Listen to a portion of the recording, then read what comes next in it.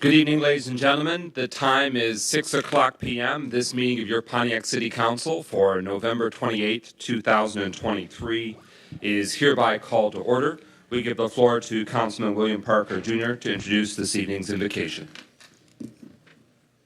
Good afternoon, good evening, everyone. It's good to see some of you I haven't seen in a while. Good, and thank you, Brother President. And I would introduce to you Pastor Emeritus Kathy Dessereau, who will be giving our invocation.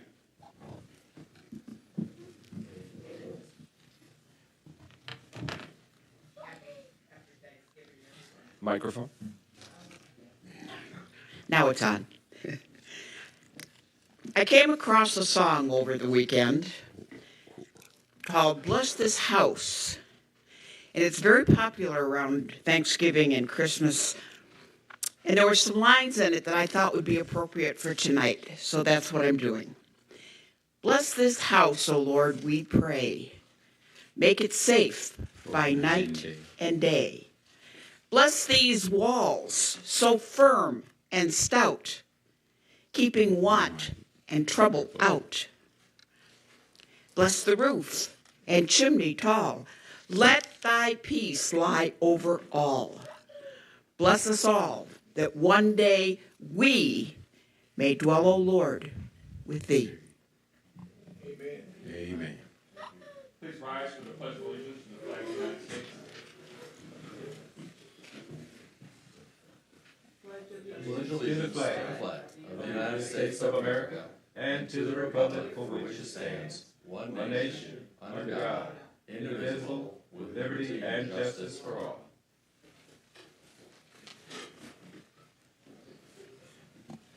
We now have a moment of silence as a community. In recent days, we received word about the passing of Willa Mae Wright, matriarch of a strong and loving Pontiac family for generations, but also a matriarch in the community. She also served the city of Pontiac, among other civic and philanthropic capacities, on the Pontiac Charter Revision Commission approximately 1 decade ago. So at next week's City Council meeting, we will take up a resolution acknowledging the service to the city of Pontiac of the late Willa Mae Wright. Please join us for a moment of silence as we send our thoughts and well wishes and prayers to her family and all that knew and loved her. A moment of silence for Ms. Willa Mae Wright.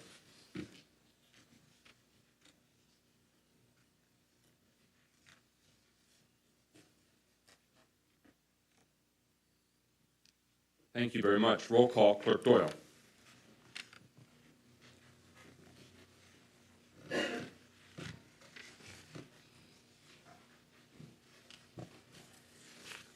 Carrington, Present. Goodman, Here. James, Here? McGinnis, Present. Nicholson, Parker, Here. Rutherford. Mr. President, you have a quorum. Quorum being established, could I please have a motion to excuse Councilman Nicholson for personal reasons? Moved by Carrington. Support. It's been moved by Pro Tem Carrington and seconded by Councilman Parker that we excuse City Councilman Brett Nicholson from this evening's meeting for personal reasons. Any discussion? Hearing none. Roll call, Clerk Doyle, on that motion to excuse council members from the meeting. Carrington, Yes. Goodman, Yes. James, Yes? McGinnis, Yes. Parker. Yes. 5 yeas, no nays. All right. That motion carries, and the councilman is so excused. Is there a motion to approve this evening's agenda? Moved by Carrington. Is there a second? Support. It's been moved by Pro Tem Carrington, seconded by Councilman Parker, that this evening's agenda as proposed be adopted. And so we now have that before us. I know of two prospective amendments that there is interest in pursuing. One is to add a special presentation from Mayor Grimel regarding the recent emergency closure of Orchard Lake Road at the Phoenix Center, so eastbound Orchard Lake Road at southbound Woodward Avenue. So that would be an addition of a new special presentation, essentially just an FYI about that recent development, so everyone's aware. and then moving the current item number 1, resolution to approve proposal 1 ordinance, number 2424, et cetera, make that the new number 9, essentially move that down to be the final resolution taken up before public comment. Is there such a motion to make those amendments? So moved. Is there a second? Second. It's been moved by Councilman Parker and seconded by Councilman James that we add that special presentation and then change the order of the resolutions. Hearing no further discussion on that motion to amend, roll call Clerk Doyle on that particular amendment, just making those 2 tweaks. James, Yes. McGinnis, Yes. Parker, Yes. Rutherford, Yes.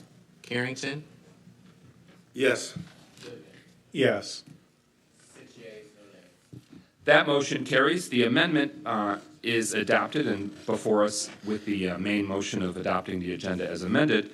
Are there any other amendments, any other changes that, or questions or discussion that anyone wishes to see? Councilwoman Rutherford. Just an update. I know that you mentioned earlier about Willa Wright, but do we have anything coming down the pipeline for Sheila Scruggs? They both died the same day. I have not heard that, so if you can get me the information Okay, thank you. for Ms. Scruggs, I'm sorry to hear that. Yeah, thank you. With that, any further discussion or motions? Hearing none, roll call Clerk Doyle on adoption of the agenda as amended. Goodman, Yes. James, Yes. McGinnis, Yes. Parker, Yes. Rutherford, Yeah. Carrington. Yes. 6 yeas, no nays. That motion carries. The agenda is approved. We'll proceed accordingly. Is there a motion to approve this evening's consent agenda? Is there a second? Support. Moved by Councilman Rutherford, second by Pro Tem Carrington. It has 4 items in tonight's consent agenda. The first is the November 21st, 2023 City Council meeting minutes. That includes those closed session minutes from that November 21st City Council meeting. B, the resolution to approve the City of Pontiac use of the Oakland County Storm Drain and Structure Cleaning Contract Extension with Pipeline Management Company LLC, previously adopted contract. It's a matter of an extension. C, resolution to approve the extension of the Great Lakes Power and Lighting Streetlight Maintenance Agreement that is due to expire at midnight on January 1st, 2024. Again, an existing contract previously debated and voted on that is an extension action. And D, resolution to designate Patrick Muller as street administrator. Every city must have an identified street administrator, and since the previous street administrator is no longer with the employ of the City of Pontiac, we want to make sure that one of the city staff, city officials, is designated on paper with the appropriate state and federal administrators. So those are the 4 items in the consent agenda, not debatable, and I haven't heard any request to pull any items from the consent agenda. So with that, roll call Clerk Doyle on the approval and adoption of the consent agenda. Yes, ma'am, I'm sorry. I would like to know how long an extension is item C. Okay, so we can pull item C from the consent agenda without objection, and I will make that the new resolution number 1. So without objection, pulling it from the consent agenda so it can be further deliberated, it'll be the new resolution number 1. So without objection, we are now at the consent agenda with those 3 items: November 21st meeting minutes, the storm drain and structure cleaning extension, and designating Patrick Muller as street administrator. Roll call, Clerk Doyle. McGinnis, Yes. Parker, Yes. Rutherford, Yes. Carrington, Yes. Goodman, Yes. James. Yes. 6 yeas, no nays. That motion carries the consent agenda, and those resolution minutes are hereby adopted. Next, we will have our special presentation that we amended the agenda to include, but I do want to have an administrative note. The city council meetings are for conducting of city business and for citizen participation. And we have rules and procedures in place to ensure that everyone is able to have free, unfettered, and accessible access to the deliberations. There are many different ways in which citizens can participate, council members can participate, and members of the administration can participate. But we do have specific language to ensure that there is not abusive or disruptive language during the course of deliberations. We also have parliamentary rules that we adopted each year that say that council members will direct comments through the council, the presiding officer, which in this instance is the city council president. So I just ask that members of the administration, members of the council, please direct comments through the chair, meaning you wouldn't be calling out people by name because you're directing them through the city council president.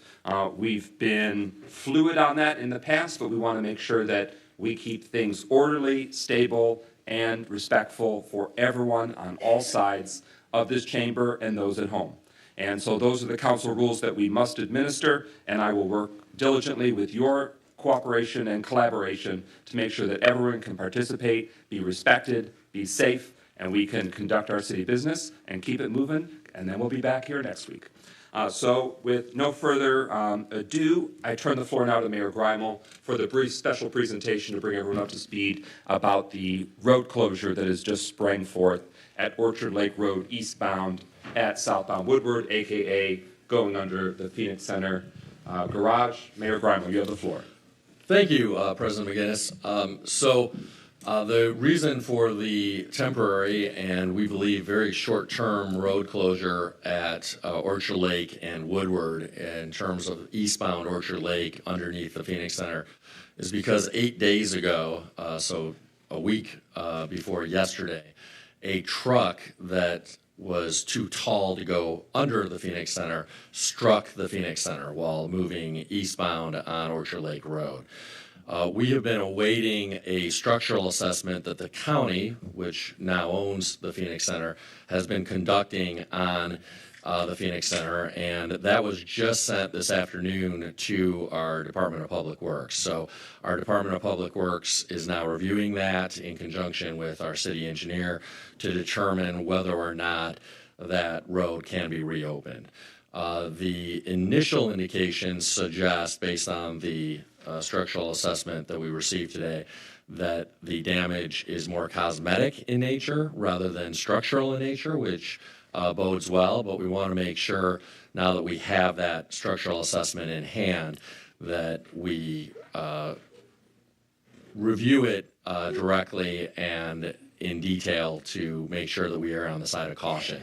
So we anticipate that the nature of the damage is not going to be a danger to vehicles passing through the tunnel, but we want to confirm that by having our city engineer review that structural assessment that Oakland County had a consultant prepare over the course of the past week. So we hope to have some good news in the coming days about reopening that roadway.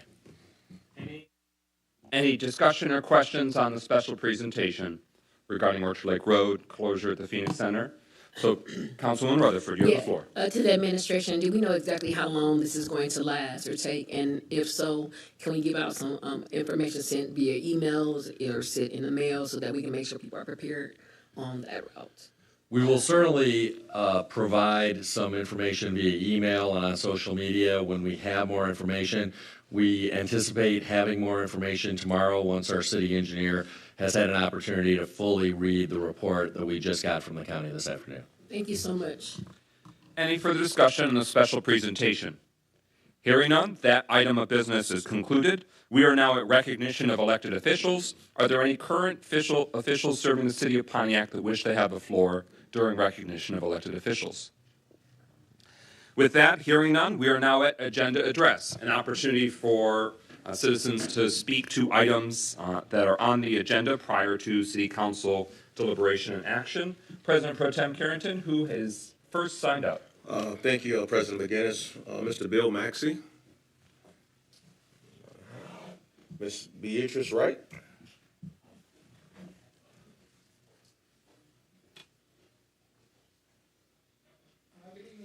You'll want to turn the microphone on. Good evening, Council, Mayor, Deputy Mayor in his absence, Clerk Doyle.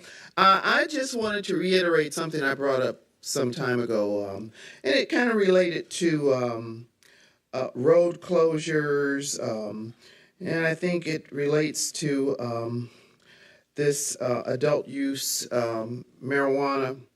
That I think that we do our citizens a service when we go beyond the obvious and perhaps do some signage out there talking about what is right and healthy and safe.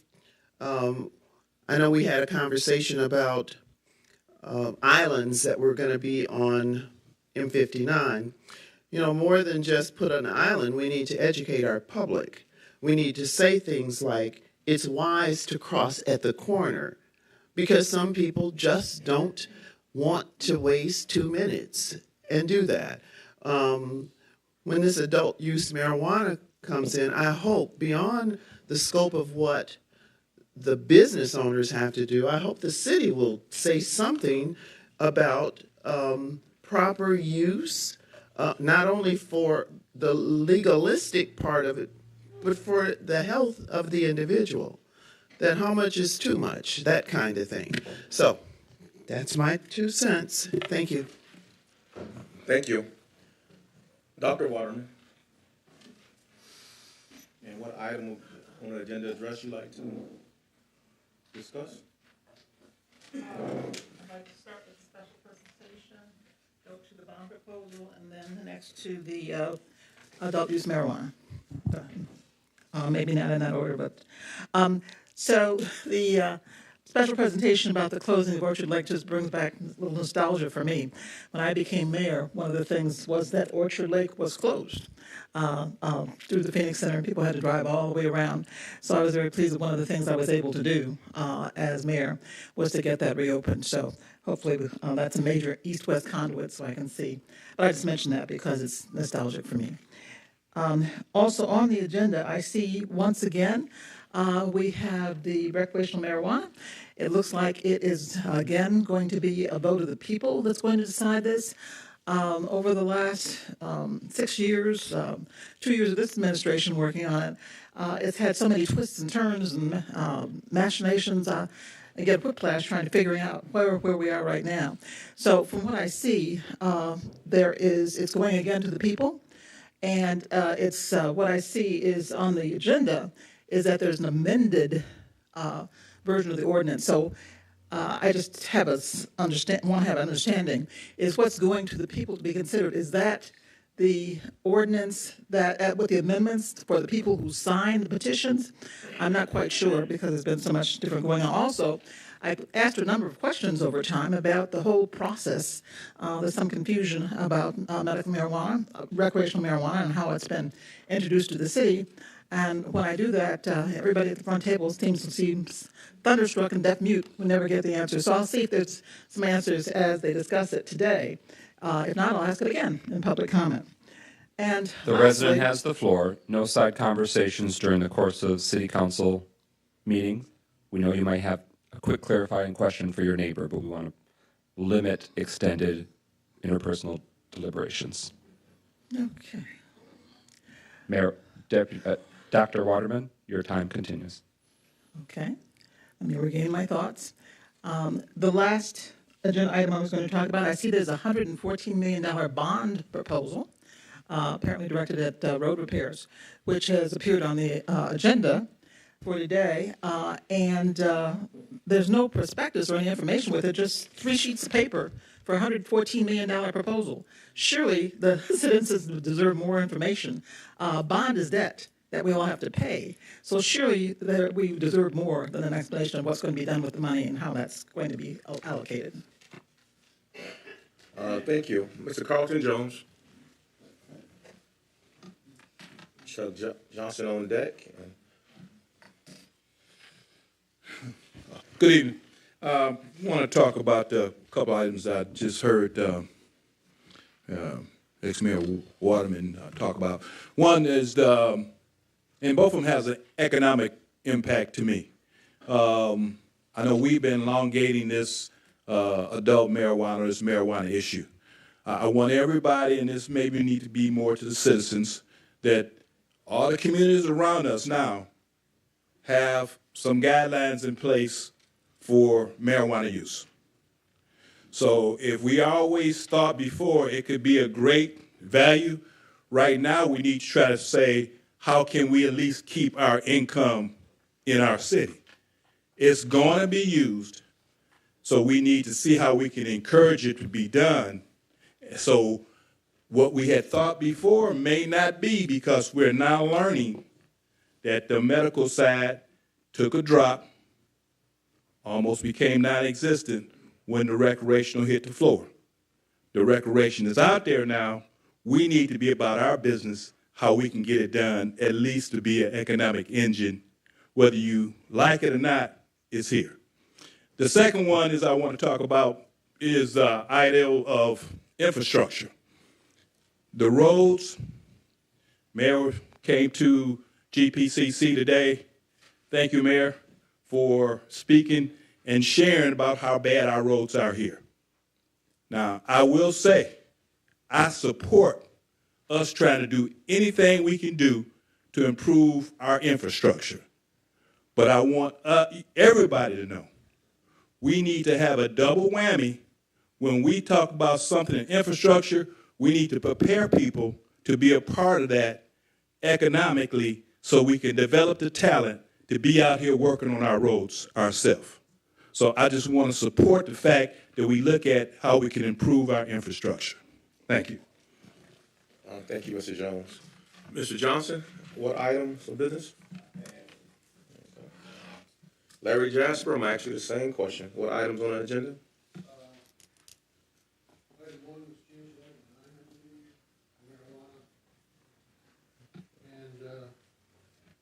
Well, that's about it.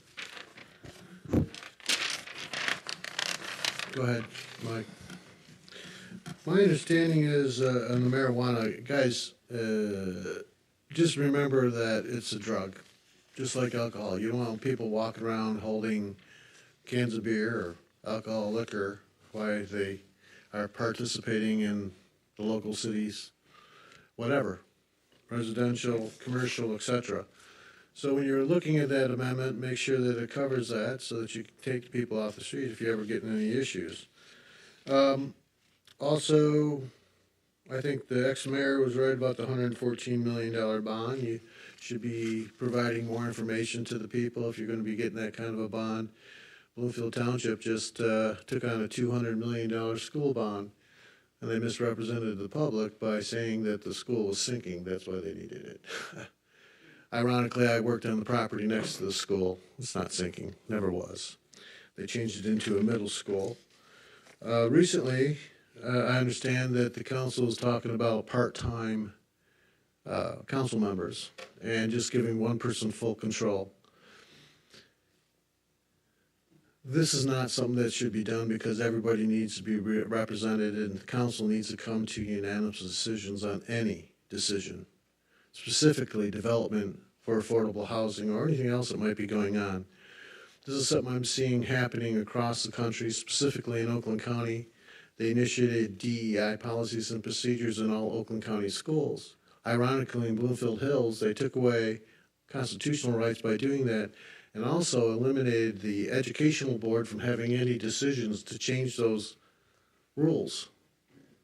Thereby, why are we voting for educational representation if they don't do anything? Same thing here. We're looking at Pontiac having one person in control. That's dictatorship, if I've ever seen it before. And let's see it again. We don't live in a communist country. Please do not vote for that. Thank you. Thank you. Ms. Darlene Clark, what items?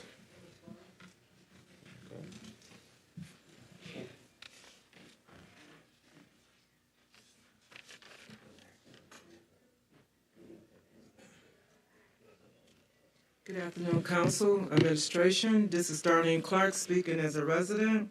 I'm speaking about number 12. I do agree that a young man has volunteered to do a shoe drive, which is very commendable of him, but I don't agree with the name Yagtown.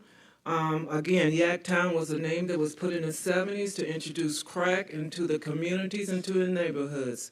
Also, the mayor himself had introduced, with acceptance of using the name Yaktown, as he say, called 1-800-YAKTOWN. Again, this is a negative. I guarantee you this for all the older people and their children who have dealt in drugs. If we're trying to clean up the community of the city of Pontiac from crime, we have to get rid of drugs. Drugs and crime and murders and break-ins all go hand in hand. With a city as low income as Pontiac compared to the other cities, Yaktown is not a favorable name. Yaktown means crack. Thank you. Ms. Lori Miller.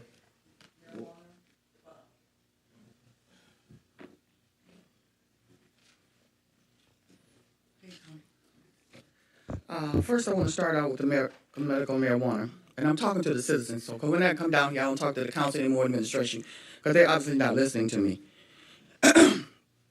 First of all, the medical marijuana. When I was on council, the 10th council, we took 4 years to get this to right here.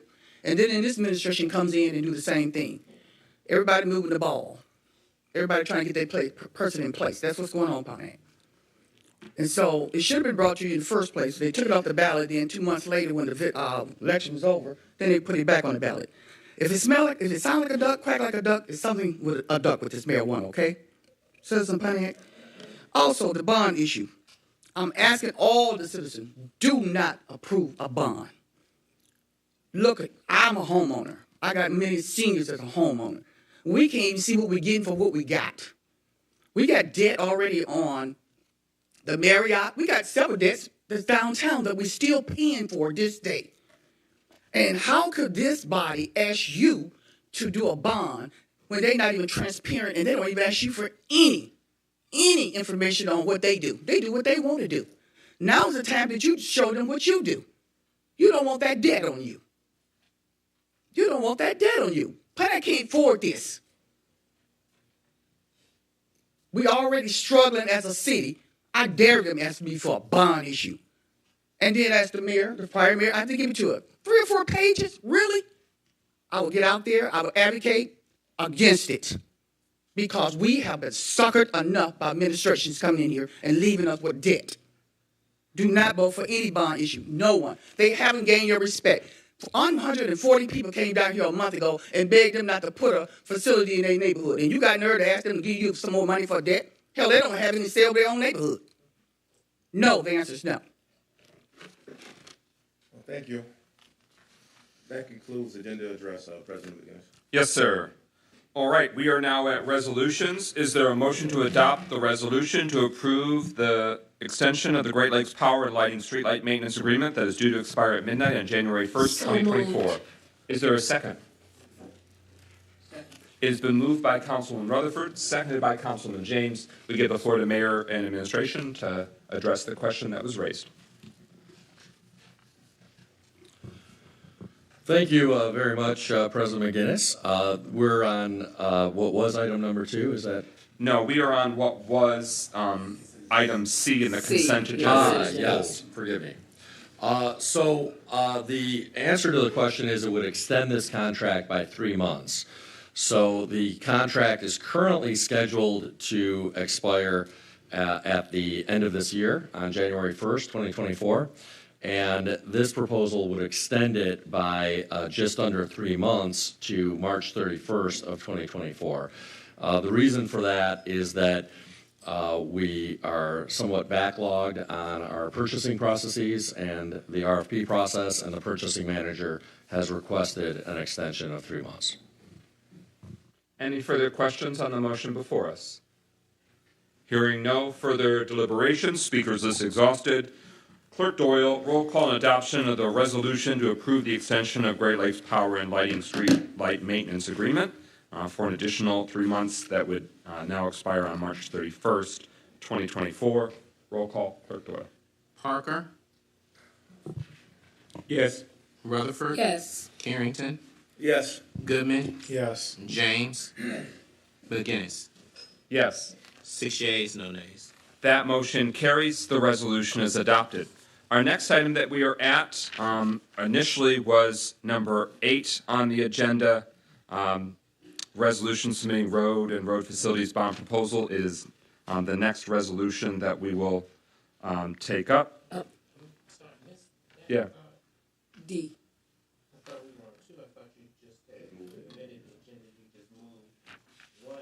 I did. You're right. Thank you for clarifying. So we right now are at what was number 2. Is there a motion to adopt the resolution required by the Michigan Department of Transportation for purposes of issuing to a municipality an individual permit for use of state highway right-of-way and/or an annual application and permit for miscellaneous operations with state highway right-of-way? Moved by Councilman Rutherford. Is there a second? Support. Seconded by Councilman Goodman. So we give this Department of Public Works item to the mayor and administration to communicate to the community and council the request. Thank you. I'd like to invite our acting DPW director, Patrick Miller, to the microphone to get into all the details about this proposal. This is an annual MDOT, Michigan Department of Transportation permit that we have to renew every year. MDOT requires that it's done in front of council and be voted on. But many of our projects on the roads involve us occupying or doing work itself in the state right of way.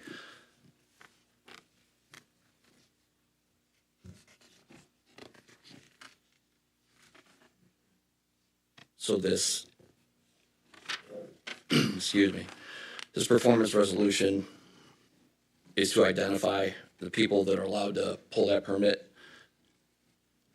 director, deputy director, DPW, city engineer, and then Vince, our superintendent.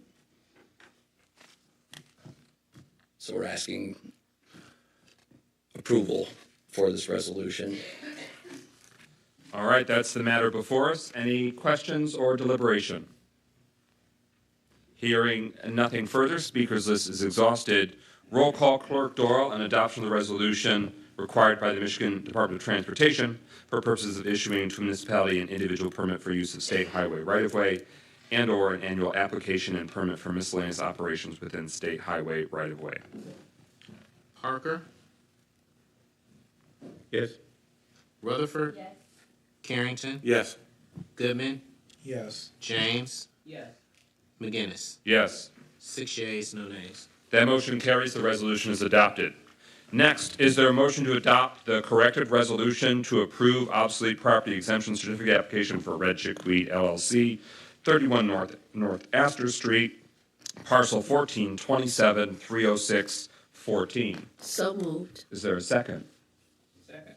It has been moved by Councilwoman Rutherford, seconded by Councilwoman James. The motion is now before us. We give the floor to the mayor and administration to provide background information. Thank you.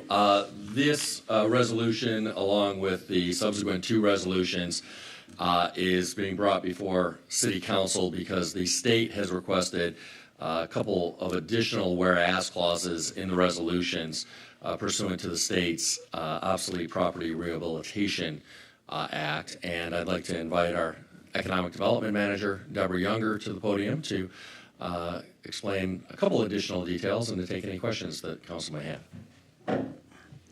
Thank you, Mayor, Council. The next 4 resolutions all pertain to OPR resolutions, Obsolete Property Rehabilitation Act properties, which were previously approved by council. When we submitted the applications to the state, they requested that we add additional information to those the resolutions. The additional information was, 1, what was the date and when was the public hearing held for the creations of the district, as well as when was the public hearing and for the certificate. So they do not change the resolution in any substantive way. It was just clarifying additional information that was required. This is the same on the next 3 items. All are OPR submissions, and it's really just corrective language that the state requested. Thank you very much for that context and for your efforts to help prepare this for City Council consideration tonight. To the administration. Further deliberation on the motion before us. Hearing no further discussion, speakers list is exhausted. What we have before us is adoption of the corrected resolution to approve the OPRA, or the Obsolete Property Exemption Certificate application. That applicant is Red Chickweed LLC. The property is 31 North Astor Street on Pontiac's east side, parcel number 14-27-306-014. Roll call, Clerk Doyle. Rutherford, Yes. Carrington, Yes. Goodman, No. James, McGinnis, Yes. Parker. Oh, yes.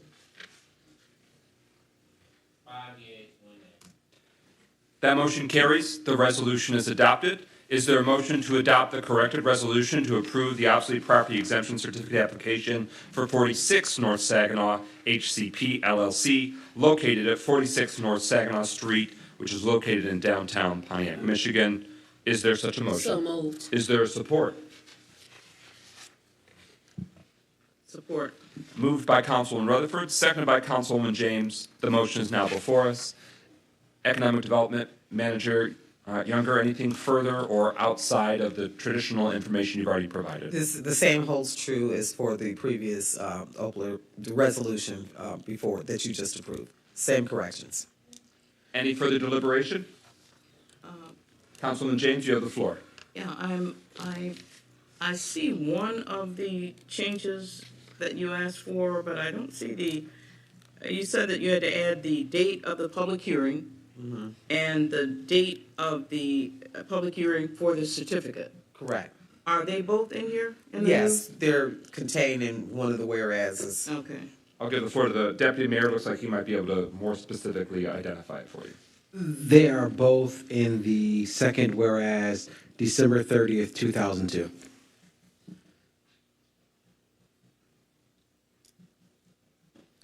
Okay. Any further discussion on the motion before us? Hearing nothing further, speakers list is exhausted. Clerk Doyle, roll call on adoption of the corrected resolution to approve the obsolete property exemption certificate application for 46 North Saginaw HCP LLC, located at 46 North Saginaw Street in Pontiac, Michigan.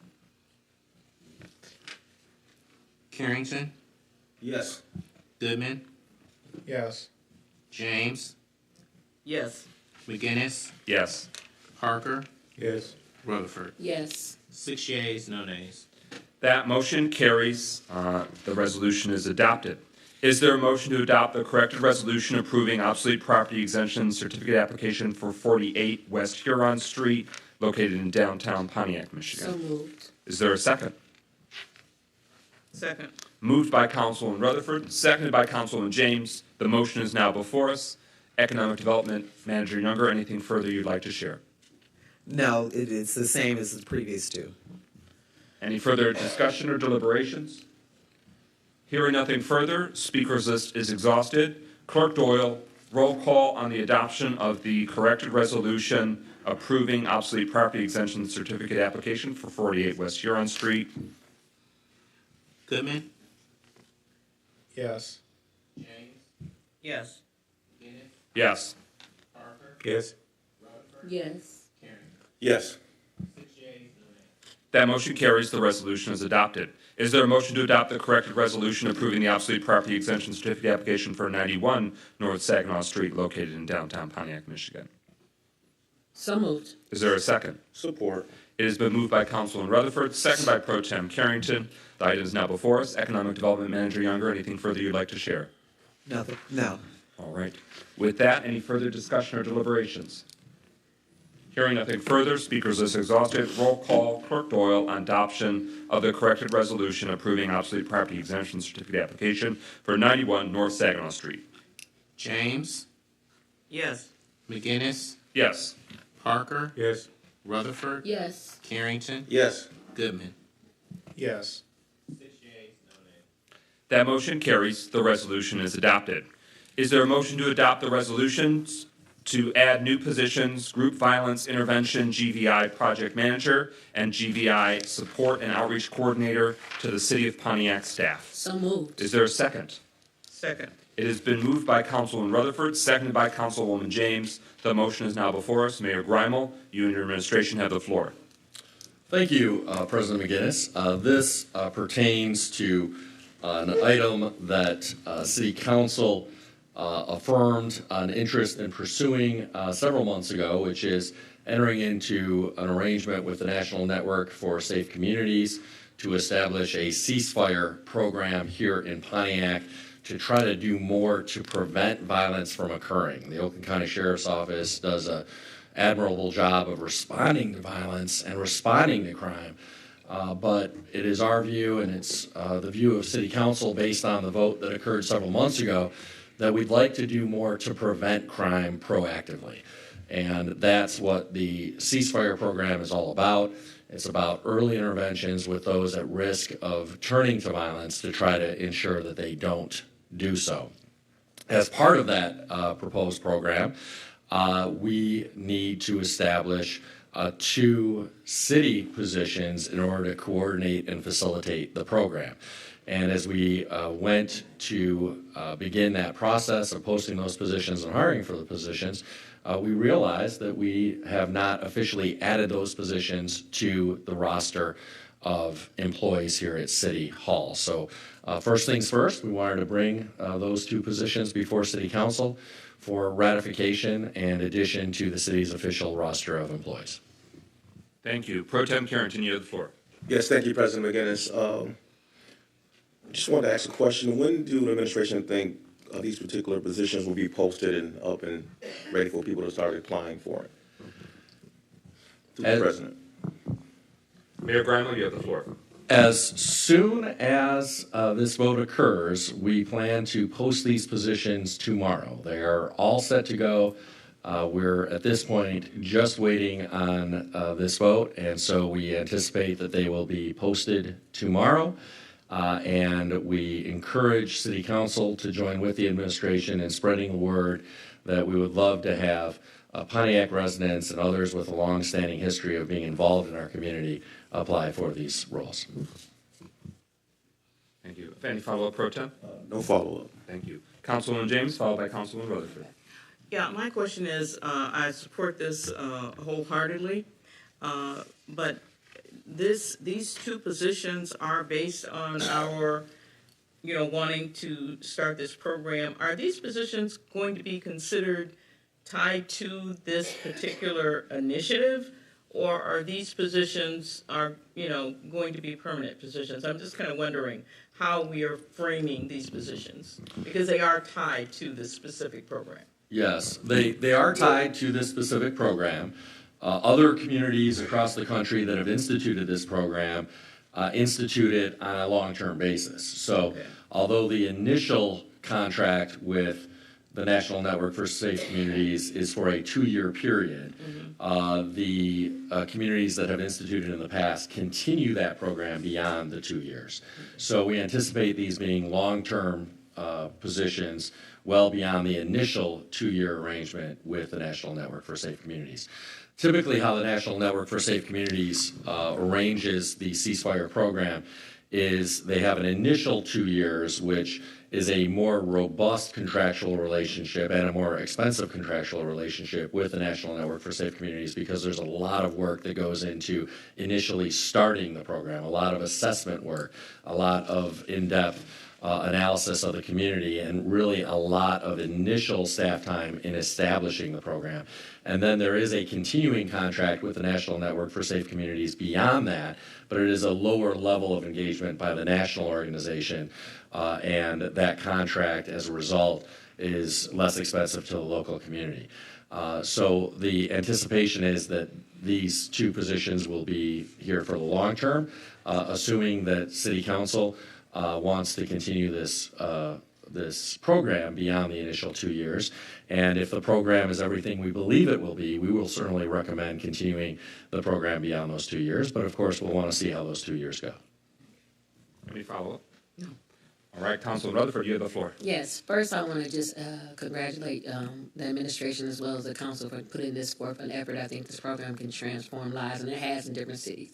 My question is, it's a two-part question. The first one, and I yielded you to yield to the administration, are we actively having the grants department try to pursue other funding so that we can keep continuing funding? That's the first one. And secondly, is the law and courts going to be on the committee when you do the hiring process? Because the law and courts, which is headed by Councilman Parker, has been an advocate for these programs actually starting. So will they be able to be a part of the program when you actually are hiring the person you're going to represent? I yield to you to yield to. All right, thank you very much for that. So first, Mayor Greimel, if you could contend with the question of how's it been going? Is there a lot of resources out there for the Grants and Philanthropy Department to pursue? And how's that looking prospectively? Yeah. So we have flagged this for the Grants and Philanthropy Department, and that department is actively looking for some additional funding for this. This is probably a good time to mention that there is a bill that has been passed out of the State House of Representatives and is now pending in the State Senate that has the potential to bring more revenue from the state to those communities that have particular challenges relating to crime. And so if that bill ultimately becomes law, that will bring additional revenue to the city of Pontiac that can be used for purposes of public safety as well. But we're not assuming that's going to pass. We're actively working on looking for grant dollars from a variety of sources that can help supplement this. The initial expenditure we are proposing to be used from ARPA dollars, but longer term, we want to try to identify grant dollars that can be used to sustain this. Thank you very much for that information.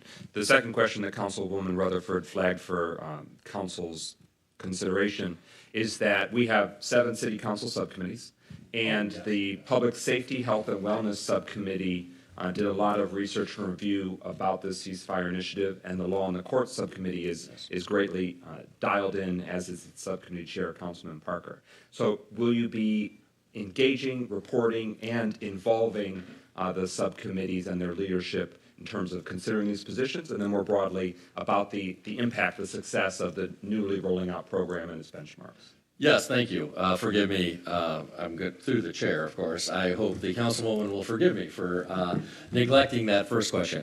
But yes, as a matter of fact, we anticipate a pretty large and community and council-focused interview process for these 2 positions, because we want to make sure that these 2 positions are filled by the right candidates.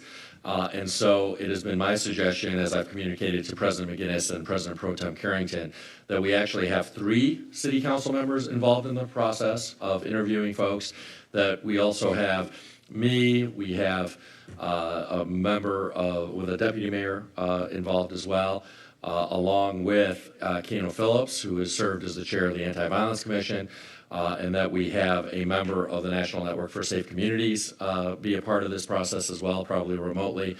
And we will likely include 1 or 2 folks from the county, given that law enforcement is one of the 3 pillars of the ceasefire program. Further deliberation on the proposal before us.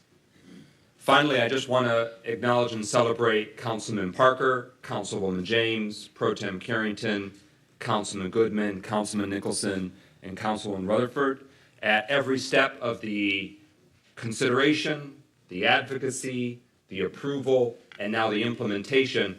Council has been very proactive in wanting to partner with the administration and share this priority that we want crime prevention to be a top focus of investments of the American Rescue Plan funding, so that our neighborhoods and our residents can be safe, secure, happy, and healthy.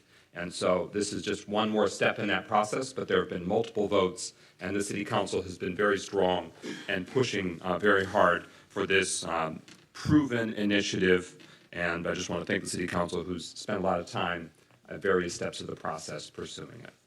Hearing no further discussion, roll call. Clerk Doyle on adoption of the resolution to add new positions, Group Violence Intervention Project Manager and Group Violence Intervention Support and Outreach Coordinator to the City of Pontiac staff. McGinnis, Yes. Parker, Yes. Rutherford, Yes. Carrington, Yes. Yes. Yes. That motion carries. The resolution is adopted, and those positions are formalized in the City of Pontiac staff organization. Is there a motion to adopt the resolution submitting road and road facilities bond proposal? So moved. Is there a second? Support. All right, it's been moved and seconded, so now we can discuss it. Mayor Greimel and his administration has drafted the resolution for consideration. We give the floor now to the mayor and his administration to provide context and rationale. Yeah, thank you very much, President McGinnis. I think all of us in the city are painfully aware that the condition of our roads has been in really bad shape for many, many years. The roads in Pontiac have been very badly neglected, frankly, for decades. And while we're all aware that roads throughout the state of Michigan are in tough shape, in fact, the current governor campaigned on fixing the roads throughout the state, the roads in Pontiac have been in even worse shape. And we've done an initial assessment through the engineering firm of DLZ that has confirmed just how bad the roads in Pontiac, the city jurisdiction roads in Pontiac are. Of the lane miles in the city of Pontiac that are under the city's jurisdiction, 23% of those roads, only 23% of those roads, are in either good condition or fair condition. 77% of city jurisdiction lane miles are rated as being in poor condition. That is an astronomically high figure, but I would think based on all of our experiences day-to-day driving on those roads, it's not a very shocking figure to all of us. It is going to be a long-term challenge to really fix those roads the way that our residents deserve to have those roads fixed. As you can imagine, after decades, literally decades of neglect and having 77% of city jurisdiction lane miles in poor condition, it is an expensive proposition to get our roads in a substantially improved condition. And the amount of revenue that the state provides to cities is simply not enough to accomplish that task. To really get all of our roads in good or fair condition would be a very expensive proposition. We are aiming to take smaller steps, but still meaningful steps initially. And our proposal to have this bond proposal considered by voters, we think is an important option to present to the voters of our city so that the voters themselves can decide whether or not they want to pursue this approach. Because absent this approach, we will see some improvement in some roads, just as we've seen over the past year. We've had a lot of road construction occur over the past year, and we take our obligation to fix the road seriously within the budget that's available to us. But without an additional revenue source, we will not see a big improvement in most of the roads in the city. If this is approved to be put on the ballot by City Council, and if voters choose to approve this, it will make a big, big improvement to the condition of roads throughout the city. To be specific, it would allow for the issuance of 2 rounds of bonds, potentially more rounds than that even as bonds are paid off. But those initial 2 rounds or series of bonds would improve the condition of city lane miles so that instead of the current 23% of city lane miles being in good or fair condition, 60% of city jurisdiction lane miles were estimated to be allowed to be in good or fair condition. That is a big improvement that would nearly triple the percentage of lane miles here in the city in good or fair condition. We think that this is an important step, really an essential step to make sure that we're improving the quality of life for residents in the city and drivers, as well as making Pontiac a destination again for people wanting to stay here as residents, for people wanting to move here as residents, and to really improve the business climate here so that people actually want to invest here as well and create more jobs in the city. So from all of the perspectives of improving the trajectory of our city, we know we have to improve our roads. We know we can't do that without additional revenue, and we believe that it merits putting this on the ballot so that the city's residents themselves can decide if they want to pursue this option. And we have a number of people here with us. I want to introduce, to begin with, our bond counsel, Ron Liscombe, who can get into some of the details around how this would work and function. We're also joined, and I'll allow Ron to introduce them and bring them up as well. We're joined by our financial advisors from Baird Financial, and we also have with us, I believe, one of the members of the DLZ firm that worked on doing the road assessment and the projection of how this stream of revenue in the future would allow us to improve our roads.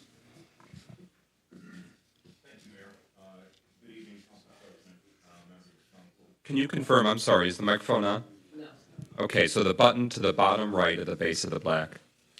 Yes, sir, you're live. Thank you. Good evening, Council President, members of Council. My name is Ron Liscombe. I'm a partner at Miller Canfield Law Firm, and I've been selected to serve as bond counsel for the city.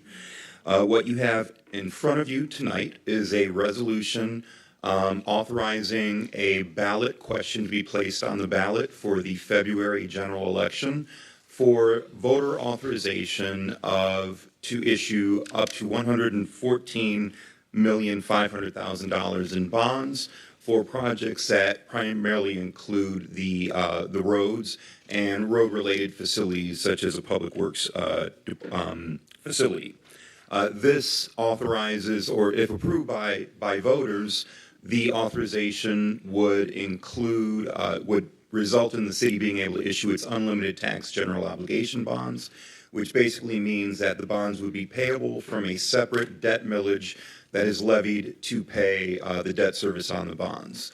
We anticipate issuing 2 to 3 different tranches of bonds over a period of maybe 3 to 4 years each, which would be sized to allow up to $15 million per year to be paid on the road projects, which has been the amount estimated by your engineers to allow work to be done on the roads while still allowing a fair flow of traffic. Once the authorization, if the authorization is approved by voters in February, it doesn't expire. We could, issue bonds over a period of years, depending on capacity and costs of the projects. At this point, I guess I will stop. James Frugi is here from R.W. Baird. He will be able to talk about some of the financial considerations that went into how we crafted this proposal, including, the debt limit or the projected millage that would be used to repay the bonds. If you have any questions for me, I'll take them. Some of our questions might be in tandem or for one or the other. So, sir, if you want to briefly present, and then we can ask some questions of substance that you can determine who's the best to field them. Hey, good afternoon, Council. James Shuji with R.W. Baird, Assistant Vice President. Before you, I have today a memorandum kind of detailing the proposed structure of how the bonds would be laid out. Before you, we have a proposed structure of 3 separate series of bonds. The first series would be in the amount of $55 million. The second series, a few years later, would be in the $45 million mark. And then the final series would be the remaining $14.5 million. The way these bonds are structured, it would be the first series would be $45 million going towards a road repair, and that's given the information we received from the city's engineer of approximately $15 million being spent per year for road repair in the first 3 years of the bond being issued. And an additional $10 million would be used for a DPW facility construct. The second series of bonds would be issued primarily for road repair, once again utilizing that $45 million and the first 3 years to be paid down. The third series would be anything that's remaining in the authorized amount today, and that would be also fully going towards road. The way we have it staggered, issuances over a 5-year period allows us to stay within that 4 mil revenue that's being generated from the millage. In the first 5 years, as you can see here, in that first category on the graph, that chart is allowing us to use the full 4 mils to pay down principal on that first series of bonds to allow for additional capacity later on for a separate series of bonds and continuum for a third series of bonds in the prior years as well. Please keep in mind that these bonds are being bonded over the period of a useful life for the project. Given that the first project is including road repair and a new facility, we can bond for a little bit of a longer period, being at 35 years, whereas the following two series would be primarily for road repair, which would garner an approximate bonding year of about 25 years total from the date of issuance. And there's a few different assumptions we've used to kind of determine the issuance's amounts over the years. Approximately $45 million per year of each bond issuance, approximately $10 million for a facility for DPW. The debt millage, as you can see here on this line, the horizontal line in the chart, is not exceeding that 4 mil. So that's the revenue being generated. As you can see, that's within capacity of all three series if they're staggered in this instance. We're assuming a 5% interest rate on each series of bonds issued. That's comparable to recent transactions we've seen in the Michigan market. And then we're also assuming for taxable value generated from the millage, a 4% increase year over year in fiscal year 24, and then 3% being year over year growth thereafter. That's assuming, of course, your past 10 years have had an annual growth year over year of about 4.29%. So being 3% is a little more on the conservative side is how we're seeing it. And then, of course, the 30-year amortization of the bonding period for Series 1, given that we're having a facility incorporated as well from proceeds. And then for Series 2 and 3, that will be at the 25 years, given that it's only road projects. Keep in mind, this does not assume any cost of issuance or any interest income being generated from the proceeds of the bonds at this time. Happy to answer any questions as well. Thank you. I have a number of them. Councilwoman Rutherford's hand was first. You have the floor. Yes. My question is to the administration. What are we going to do to combat the misinformation that's going to happen? For example, are we going to can we use some stats showing how if the roads aren't repaired, how they would actually increase accidents, increase damages to your car? Because one of the things that we're going to come up against if it's approved to be on the ballot is people spreading lies and misinformation. So I yield to you to ask to the administration. Mayor Grimble, you have the floor in terms of making sure that information and the facts are laid out there for residents to consume. Yeah, thank you. We, of course, need to be very careful to abide by all Michigan laws and regulations. We cannot advocate for a vote one way or the other on the proposal, so I want to be really clear about that. What we can do is share objective information with the public about what this bond proposal would mean if it is passed and what the trajectory would be if it's not passed. So we need to be very objective and impartial in sharing information, but we cannot advocate for a yes vote or no vote. But we can share information, as you alluded to, about the number of roads and lane miles that will be repaired if this passes, and the lesser number that will be repaired if this does not pass.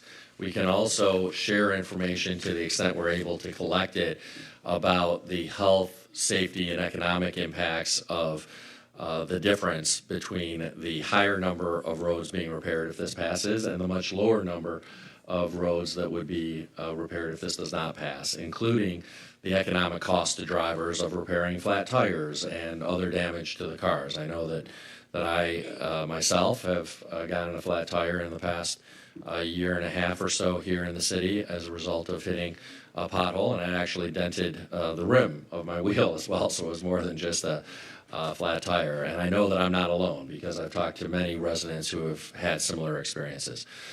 So we can get out that kind of impartial information. If I may, too, Mr. President, I've been a little remiss in not mentioning the question of the DPW facility. And I do think it's important for people to know that we currently, as a city, do not own a DPW facility, period. And that's because emergency managers sold the city's DPW facility for close to nothing. And we have been actively seeking options in terms of, once again, owning our own DPW facility. I'm not aware of any city, at least in Oakland County, that does not own its own DPW facility. And so we're in a very unfortunate and precarious position not having our own DPW facility. We've been put in a position for a number of years now where the city has had to lease facilities that are not adequate, that are not efficient, that end up costing taxpayers more, both in terms of literally higher costs for operation than if we had an appropriate DPW facility, but also ends up costing taxpayers because it delays road repairs because we don't have a suitable, efficient facility to operate from.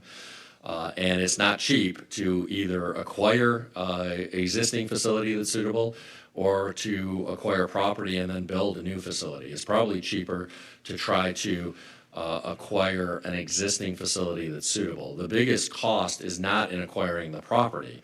The city owns property that could be utilized.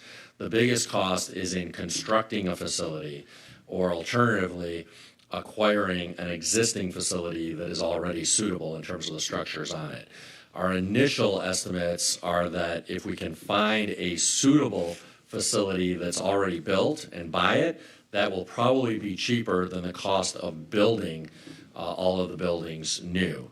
But we're trying to look for the most cost-effective approach, and the estimate shared by the speaker is based on our initial estimates of the most cost-effective options available. Thank you. So you have identified that this would go on the February 2024 election. This is already a scheduled election in the state of Michigan, so this would not incur any new cost to the taxpayers to actually administer the election. That tab is already picked up by the state of Michigan or other entities. Is that correct, or will there be a cost for having this proposal before voters? Yeah, I believe that to be true. It is the presidential primary election. Microphone. Yes, I believe that to be true. That is the president, is it not? I'll defer to the clerk on that, but. Okay. All right, we'll give the floor to the clerk. Okay. Thank you, Mr. President. The only caveat to that, ballot proposals, the general cost of the election is covered, but ballot proposals, the municipalities, if they have one, do have to pick up that particular cost. Is that in terms of like additional printing if the ballot is longer? Yes. Okay. What would be the approximate cost of that, not knowing how many, if it's another page or something like that, but that's the primary expense. There's already going to be facilities utilized, staff for the working the polling places, but really it's just that there's a longer ballot. Any municipality would have to pay that. And all of those costs are reimbursable. It's just about, I can't. It's okay. Off the cuff, say how much. Okay, that's very helpful to me. So I want to make sure that we know, because this is presenting an option to the people of Pontiac for them to make the verdict. It is required that city council is the determinant on if it goes to the ballot. And even if law requires us in some instances, like we'll be considering later on the agenda, we still formally are the one that has to submit the resolution, if you will, for the proposal. So that's helpful to know in terms of the very limited cost to taxpayers in Pontiac to even just have this question before us. I wanted to ask, what are the existing millages that would be of the similar category that the city of Pontiac has already incurred? Do we have others that are in this same category that are currently outstanding? I know there's other debts, there's other bonds, but would there be any that is classified the same in the state of Michigan? The city does not currently have any outstanding unlimited tax general obligation debt. The only debt I believe you have outstanding is the TIFA debt, for which the city has pledged its limited tax full faith and credit as additional security to pay that debt, which I believe it contributes some from the general fund for that, based on the capture of the tax increment revenues from those districts. But the city, I don't believe, has any, well, it doesn't have any outstanding unlimited tax debt. So, Mr. Mayor, yes. I'll give the floor to you, Mayor Grimel, to expound on that. Yeah, well, and I know we touched on this, I think, briefly, Ron, but the previous administration did leave the city with about $5 million of debt relating to the Phoenix Center. However, the good news is that we are waiting payment of that debt by the state of Michigan based on an appropriation that they made as part of this fiscal year. So we anticipate that that will be paid off before we would go out with any bond proposal in the spring or summer. Okay. My next question, when was the last time the city of Pontiac incurred this, debt for road repairs? Did your research turn up when there be other examples of that? I am not aware if the city has ever had any unlimited tax general obligation debt for road repairs. Okay. It's been, I can pretty definitively tell you, it's been at least 20 years just from what I've looked at in our files. Okay. I know that in the 1980s there was a road repairs done by the city. I don't know what categorization of the funding was, but there was a road millage that did local road repairs in the 1980s. It's possible it was of a different sort of, funding mechanism. But my understanding is it's, going on 4 decades in which there's been any substantial local road funding that has been generated for the city of Pontiac. Those are my initial questions. Pro Tem Carrington, followed by Councilor Rutherford. Thank you, President McGinnis. This is for the administration. You mentioned a report. What type of evaluation has actually been done on our roads? We have a representative here from DLZ, one of the city's engineering firms, and he can best speak to that. The initial analysis that has been done has been a general analysis of evaluating what roads are ranked in what category as good, fair, or poor. So certainly we want to do a more in-depth and more detailed analysis, but the initial analysis has been on the total number of lane miles or percentage of lane miles in each of those categories, but I'll allow David to speak directly to that. Hi, again, I'm David Hay with DLZ. Like Mayor Grimel said, we are beginning the process of putting together a road master plan for the city. As part of that, we need to gather, initial information on the existing conditions of the roads. So that information comes to us in the form of a PACER rating, like Mayor Grimel mentioned. It's a rating scale of 1 to 10 on the condition of the roads. This is, supposed to be done every year. And the initial ratings we got provided to us is what we're basing our initial strategies of repairing the roads from. So we're currently, as you probably are very aware, the condition of the roads are in the neighborhood of 3 rating currently. So that's kind of what we are starting from, like I said, to put a strategy together, to put a number to this. And, obviously, depending on whether a millage is approved or not, will kind of how we're going to focus our strategy moving forward. So, Pro Tem, follow-up? Yeah. So you said a PACER evaluation has already been done on our roads, and that's what they gave you. Correct. Because I'd like to see that initial evaluation if I can. And my other question concerning the process, and this is again for the administration, is that right now I don't know any of the roads that this would actually take care of, because I haven't seen the process of you guys determining where this money will be used at throughout each district. So that's one of my concerns. Mayor Brown. Yeah, that, as Dave mentioned, that will come with the completion of the master plan for roads, and we can't do a full master plan until we know what the revenue outlook is like.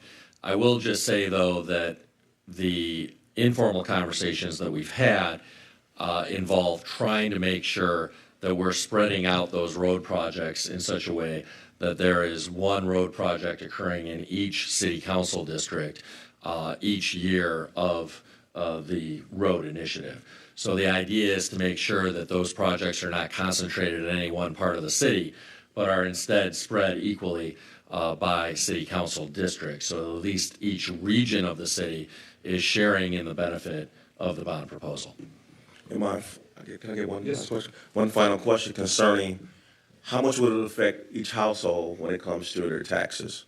Have you guys gave an estimate of that? For example, a $100,000 home, et cetera, down to the lowest 25, 30 in tax assessment. We do have that, and I'm going to pass that out. But if I could, it looks like the deputy mayor wanted to also provide an answer to your previous question.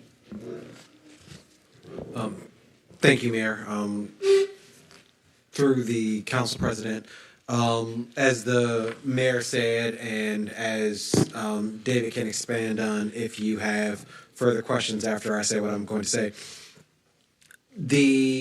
in order to properly determine which roads will be addressed, in what order those roads will be addressed, and exactly what the remedy is going to be, what we need is to know how much money we anticipate having.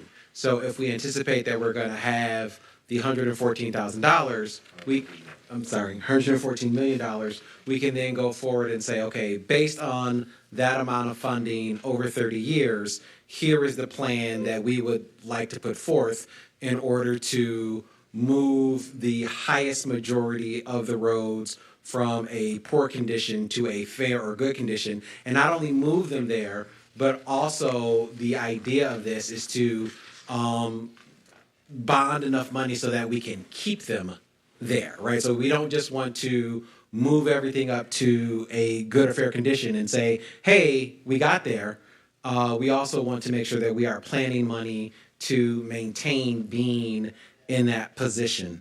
The other thing that I would say as far as, understanding which roads are going to go in what order is that, as the mayor said, we do want to make sure that we are addressing roads in every quadrant of the city. But additionally, when we originally asked DLZ to put this together, I will be quite honest, I asked for a 10 to 15 year plan, and DLZ laughed and said, you obviously don't want any traffic moving in the city. In order to make that type of repair in the city in that short of a time span, there would be entirely too many east-west streets and entirely too many north-south streets at the same time under repair. So that is one of the reasons why it has been stretched out over time. And to answer the pro tem second question, Mayor Grimer, you have the floor. Yes, thank you. So I've passed out information provided by the city treasurer, and so if you turn to what is page 4 in this email chain, at the top of that page, you'll see an analysis done based on the taxable value. The taxable value is never more than half of the market value of a home. Sometimes it's even less than the market value based on the mechanisms of Proposal A and the amendment. But assuming that you have a taxable value that's exactly half of the market value of a home, the average home value in the city is just under $48,000. And the effect of 4 mills would be just under $100 for a home of that value per year. A home of an appraised value of $100,000 with a taxable value of $50,000, it would be about $200 per year. Order in the chambers. Councilman Rutherford, you're next on the speaker's list. I wanted to ask, through the president, does the city of Pontiac owe any money to the Marriott that you know of at this time? Mayor Grimer, you have the floor. Yeah, so there was a TIFA approved quite some time ago now, 20 plus years ago, for Center Point Parkway and the development of that entire quadrant of the city. And there is still money owed as part of that TIFA. I'll allow the deputy mayor to get into all of the details surrounding that. Thank you. To answer your question directly, Councilwoman Rutherford, I am not aware that the city actually owes money to the Marriott. As the mayor said, when all of that area was redeveloped, it used to be General Motors land. The Tax Increment Finance Authority passed bonds to do all of the infrastructure work that you see there. So the roads, the sewer systems, and other things. Those bonds are still being paid off. And unfortunately, because of the way taxation works in the state of Michigan, when the country went through the Great Recession, property values plummeted. And when those property values plummeted, we went beneath the bare minimum that was being collected for the Tax Increment Finance Authority. And because of Prop A, even though the assessed value of properties has risen back to those 2008 levels, I'm not saying the appraised value of properties has risen back to those 2008 levels. The assessed value has not, because the assessed value can only grow at 5% of the rate of inflation. So the city's general fund has been supplementing since 2008 those TIFA bonds. My follow-up? Yes, my follow-up. Can you get me the information to show me the exact actual amount that's owed so that we have that as a talking point when that's brought up? Absolutely. Thank you. Councilman James, followed by Councilman Parker. Okay, I have a number of questions. First of all, do we have, what funding is currently available for roads? Deputy Mayor. And I'm assuming we're talking the roads that the city has responsibility for. No, so that is actually a wonderful question. Thank you for asking. Generally speaking, the money that is available for roads is whatever the city puts towards roads from our general fund, right? So all of the things that the city has to do, roads are one of the things that we can do. But that is not the majority of the money that we spend on roads. The majority of the money that we spend on roads actually comes from two sources. The main source will be what we call Act 51 funds. And so we get money from the state to work on roads. The second place that we get money from is just general grants from the state and federal governments that are competitive. And so you will hear oftentimes the city's engineer or the city's DPW department talk about applying for road funds and a road scoring well or not scoring well. So we have some roads that even though you and I traverse those roads on a consistent basis and we consider those roads to be major roads, there's not enough traffic on those roads that the state or federal government considers them major roads. And so the state and federal government then say, hey, we are not going to give you money to keep up those roads. And that is where a lot of the issue comes. So an example of that might be a local road that you travel on every day inside of your neighborhood. Those will never score well on state and federal funding. Basically, though, what I'm asking is some idea, in general. Ballpark range. Yeah, in general, what are we looking at for funding for roads? And was that number taken into consideration in this proposal? Secondly, does the millage, does it have to fund 100% of this bond proposal? I mean, are there other ways that we can fund this other than asking for a millage? Mayor Grimer. So a couple of points. I do want to reiterate what Deputy Mayor Stevens has said. We dedicate very little of our general fund to roads because, and almost every city dedicates very little of their general fund to roads because the general fund is needed for code enforcement and for all of the other services that we provide to the community. So the vast majority of cities dedicate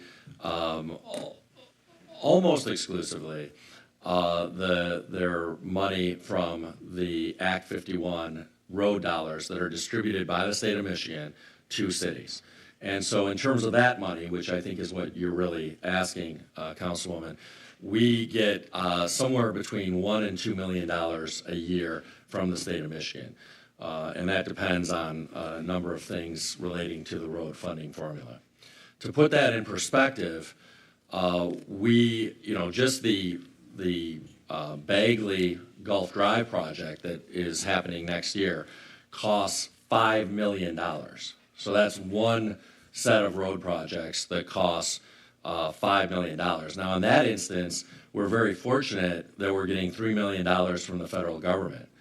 But the vast majority of our roads will never score well enough to get federal assistance, as the deputy mayor said. And so for the vast majority of our roads, neighborhood streets, smaller streets, we are reliant currently exclusively almost on our Act 51, our Act 51 dollars, which is only $1 to $2 million per year.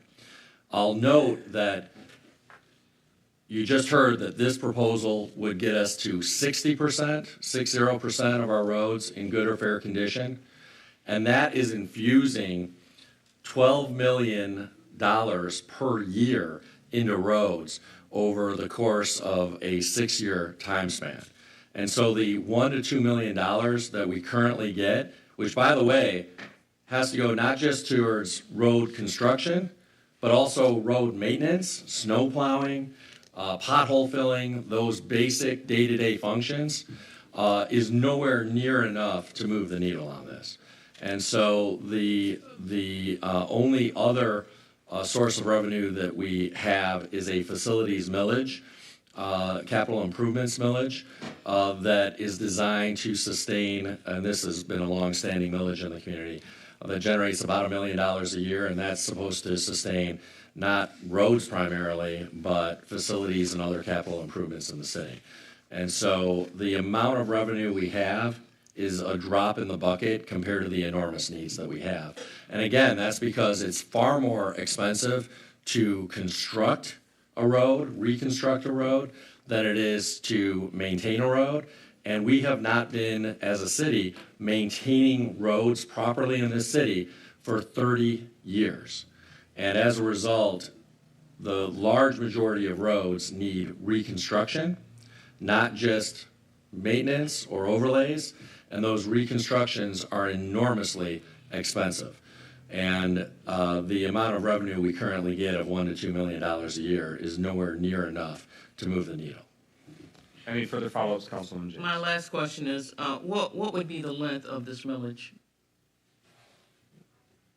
Yeah, I will defer, but I believe it's 30 years is the millage.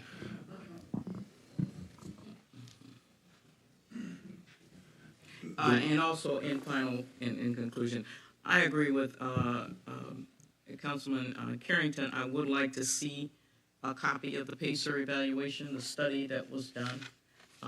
It would not hurt for that to be, given to council. Yeah. Mr. Lipscomb, would you like to confirm? Is that information correct? Yeah, the 30 years it depends. The maximum we were looking at for the first series of bonds was 30 years based on the expected useful life of the assets being financed. The additional would be somewhat shorter than that. So I think in aggregate, we are looking at 30-year millage. Okay. Councilman Parker, you're next on the speakers list. Thank you, sir. My question, actually, I have a couple. One is, when you did your study of the roads, did you subtract all the county roads and state roads that we don't necessarily have approval to do anything on?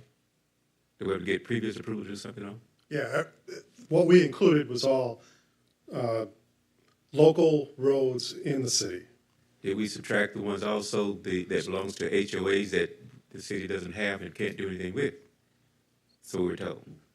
I would have to get into the details to look at that closer, but we didn't do the original PACER ratings, so I can go back and look at that data, but they're only supposed to be rating local roads. Public roads. Public roads. So they don't go into the subdivisions that the city say they don't own streets in.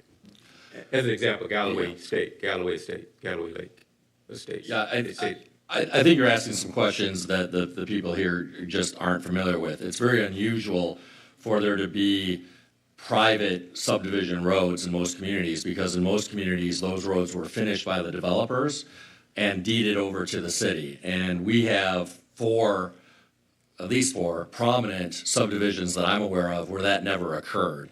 And so I see the blank looks on the faces of people up here, and I just want to provide that backdrop. Now, that's a relatively small number of lane miles, so I don't think that moves the needle here a lot in terms of the total numbers, but the PACER ratings and the percentages that have been described are only on city jurisdiction roads, meaning not private roads, meaning not Galloway Lake Estates, not Fieldstone, not Stonegate, and not including any state highways. We have almost no county roads in Pontiac. We have Updike, which is partially in Pontiac, and we have a tiny little stretch of Orchard Lake between Old Telegraph and the bridge over the main telegraph. But basically, except for the state roads, and those state roads are M59, Woodward, Perry, Cass, which is the stretch of road that runs parallel to Cesar Chavez, and Cesar Chavez. Other than those state roads, and Telegraph, which again is partially in Pontiac, but the stretch of Telegraph between Cesar Chavez and Walton is a city road. So it's just Telegraph south of Cesar Chavez that's a state road. Other than those state roads, every lane mile in Pontiac that's not privately owned is the city's responsibility. And the reason I ask that question is because then if the private owned roads are not included, will those people who stay on those private owned roads be exempt from paying the taxes for it? Well, I think one of the things that we need to explore is whether there's a way to help those folks finish paving those roads and deed them to the city as part of this proposal. And that's something that I have long suggested we should look at, which is, hey, if you, private subdivision person who was not treated properly by your developer because the roads were never finished in your neighborhood, Fieldstone, Galloway Lake Estates, Stonegate, because you weren't done right by your developer and your roads were never finished, if we were to go down this road, I would suggest looking at offering those communities, hey, if this passes, we want to help you finish your roads and have them deeded over to the city, which should have happened decades ago, but because of poor governance decisions in the past, those developers were never held accountable. All right, my question is, does City Council have the ability to modify the proposal before us if the 4 mills was not acceptable for City Council, if they did a different mills, and then the calculation provided for what the not to exceed amount would be? Is that something that we have the jurisdictional ability to do in this forum this evening? So the Michigan election law requires that a ballot question be certified to the city clerk and the county clerk 12 weeks prior to the date of the election. And so that has to be done by next Tuesday at 4 p.m. However, what I will say is, and to extrapolate on that, there were calculations that went into the not to exceed amount, and that is related to the millage rate that is projected. If you look at the ballot question itself, it does indicate the not to exceed par amount and a projected millage rate over the life of the bonds. And so there's a calculation that goes into that. So I don't know if we would be able to do that calculation now because you have to approve the actual ballot language. However, what I would say is that the legal approval process, this is the first step, okay? basically what you're approving is just to place this question before the voters. If it's authorized, there would also be council approval of the actual bond resolution, which actually authorizes the issuance of bonds. So there will be a second approval that would come if this is approved by voters. So to clarify, this is essentially the maximum authorized rate, not necessarily what is implemented. That would be a further action by the city of Pontiac through a city council decision about issuance of that debt. Correct. Okay. Correct. Deputy Mayor. Through Council President to the attorney, building on what was just said, because we are issuing these in several series, we could get the authorization for the up to 114 and issue the first series, issue the second series, and then not issue the third series, or issue the first series, issue the second series in a lesser amount than what was originally estimated, and all of that would ultimately reflect the amount of millage that actually gets applied. That's correct. This would be the max authorization. And Mayor Grimer, you have the floor. yeah, just to amplify that point, that could mean that the millage would run shorter than 30 years. It could mean that the millage rate would start out at 4 mils and drop considerably. It could mean that the millage rate starts out much lower than 4 mils. The first question is up to the voters, and I think that's a really key point here, which is this is putting an option before voters for voters to decide. And if voters authorize it, then it's up to city council to determine to what extent they want to actually levy bonds and millage rates in accordance with that. But this is simply asking the voters whether they want to authorize this as a maximum rate. Further discussion before us? Hearing it. Oh, Councilman James? I would like to put this off for a week if possible. I understand that you need to have it voted on, or you need to have this done by next Tuesday in order to get it on the ballot? At 4 p.m. though, that's the state law. Correct. Doyle, you have the floor. I would just, before you get, I would like to see the PACER evaluation before we get into this vote. Okay. Clerk Doyle, then Councilman Parker. Thank you, Mr. President. So that's correct. I have to give this to the county clerk prior to your meeting, which begins at 6 p.m. So if you wanted to, you would have to actually have a special meeting prior to then. Okay. Councilman Parker? Thank you. But I understand that so that it will be on the February ballot. But if we delay it, it could also be delayed until the April ballot, correct? Clerk Doyle? There is no April ballot. It could possibly be a May ballot or August. Or November. Yeah. Okay. Mayor Grimer? Yeah, I would note that at least as things currently lie, putting it on the May ballot would be, I believe, the only item on the May ballot and would incur substantial additional costs to the city by having an election when there otherwise would not be any. The other thing I would note is that if it's postponed beyond May, we would miss an entire year of construction because everything would be delayed another year. All right. Any further discussion? Deputy Mayor Stevens. Thank you, Council President.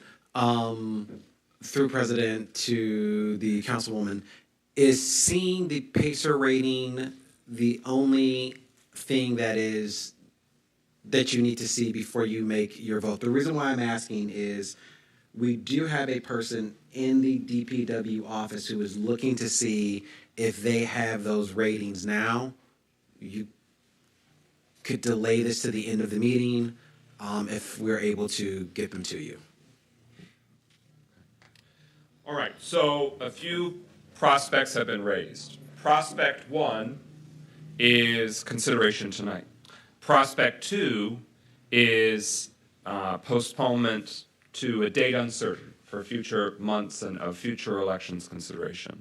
Option 3 is that a special meeting or a meeting change for when our next meeting would be. So that would be either a Thursday evening meeting, or we move our Tuesday meeting next week up earlier in the day, which could be difficult for some.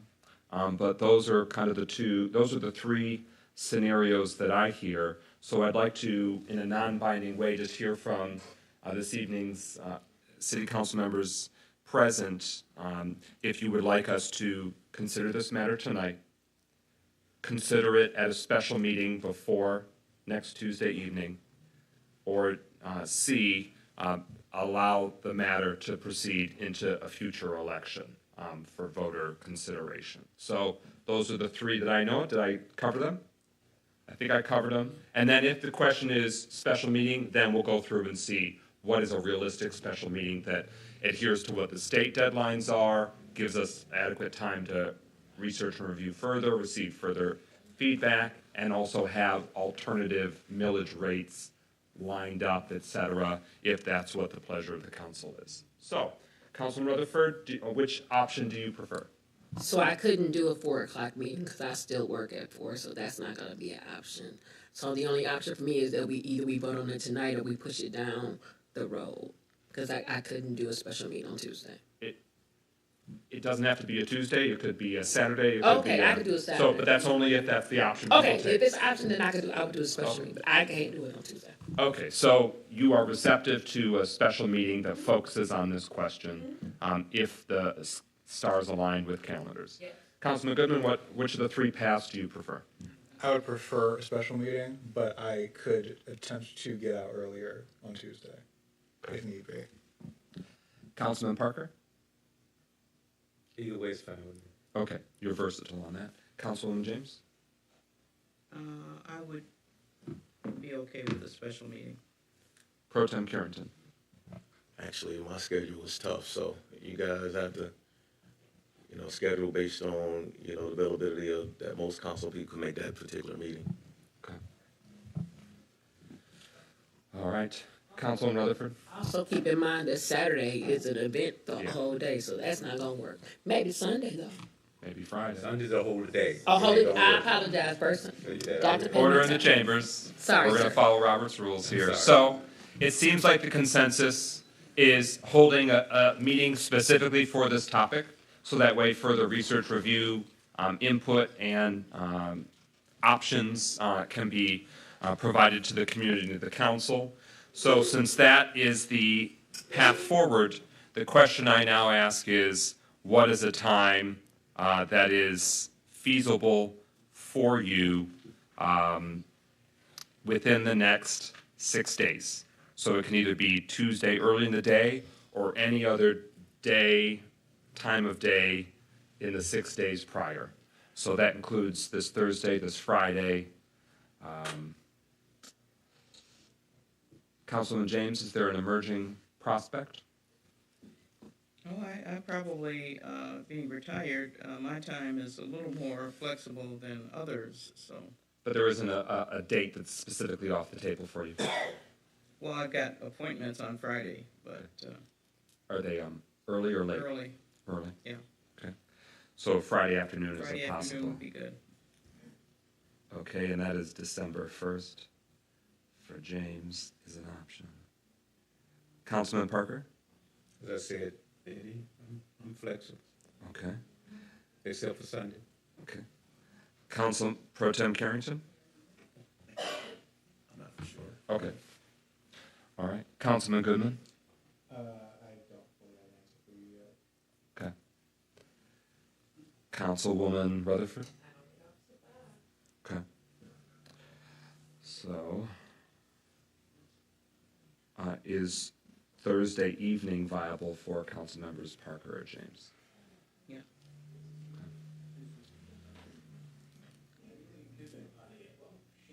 Order in the chambers.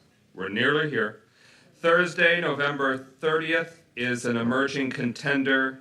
We would presumably say 6 p.m. since that's our standard fare. The charter. Excuse me, Mr.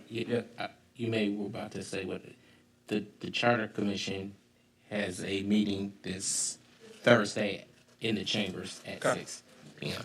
Well, we're not required to hold them in this room. The mayor, deputy mayor are required by the charter to be, one of the two are required to be at a city council meeting.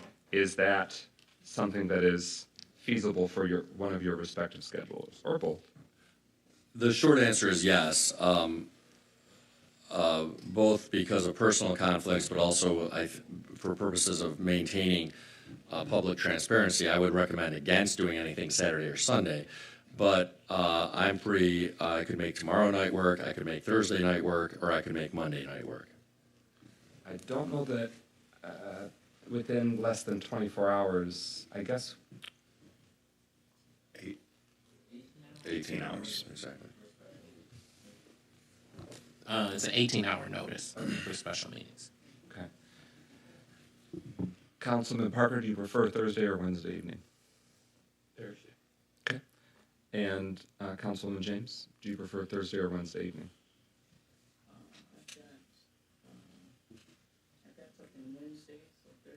Okay. Pro Tem Carrington, you're still determining? Yeah. Yeah. I got some scheduled. I gotta see if I can get out. Yeah. Councilman Goodman? Thursday, cannot do Wednesday. Okay, cannot do Wednesday. Councilman Rutherford, how's Thursday evening? All right. And apologies that Councilman Nicholson is not able to be with us tonight for health reasons. Otherwise, we would engage him to see if Thursday is a prospect. I'm able to move some things and make Thursday work, so it looks like Thursday evening, November 30th at 6 p.m. is a viability, and then we'll just have to get very creative with location. I guess we can do it in the legislative conference room, a fun double feature at City Hall that night. Councilman Parker? So as was considered a special meeting, is it an additional council meeting or a special meeting just to discuss this issue when we're done, once we're done with this issue? It would be a city council meeting that would require the opportunity for public comment, but my intention would not be to schedule anything else. So, we can set a special meeting agenda that, still allows public input, but we wouldn't be adding other resolutions, other discussions. In fact, we don't even necessarily have to do it at 6. Is 5 possible for you for work? 5:30 I can do it. Yeah. Just trying to Mayor Grimal. I don't mean to further complicate things, but given that there's the referendum on marijuana as well, and that those two items need to be numbered, I don't know how we number them without knowing if this is on the ballot. And so I defer to our legal counsel who's here, who knows about such things as election matters. But I wonder if we should postpone the marijuana referendum matter for the same evening so we know if there's going to be one item or two items on the ballot so that they can be properly numbered. That seems manageable as long as the council confirms that that's the appropriate time to sort out, are there proposals 1 and 2 or just 1 and all that?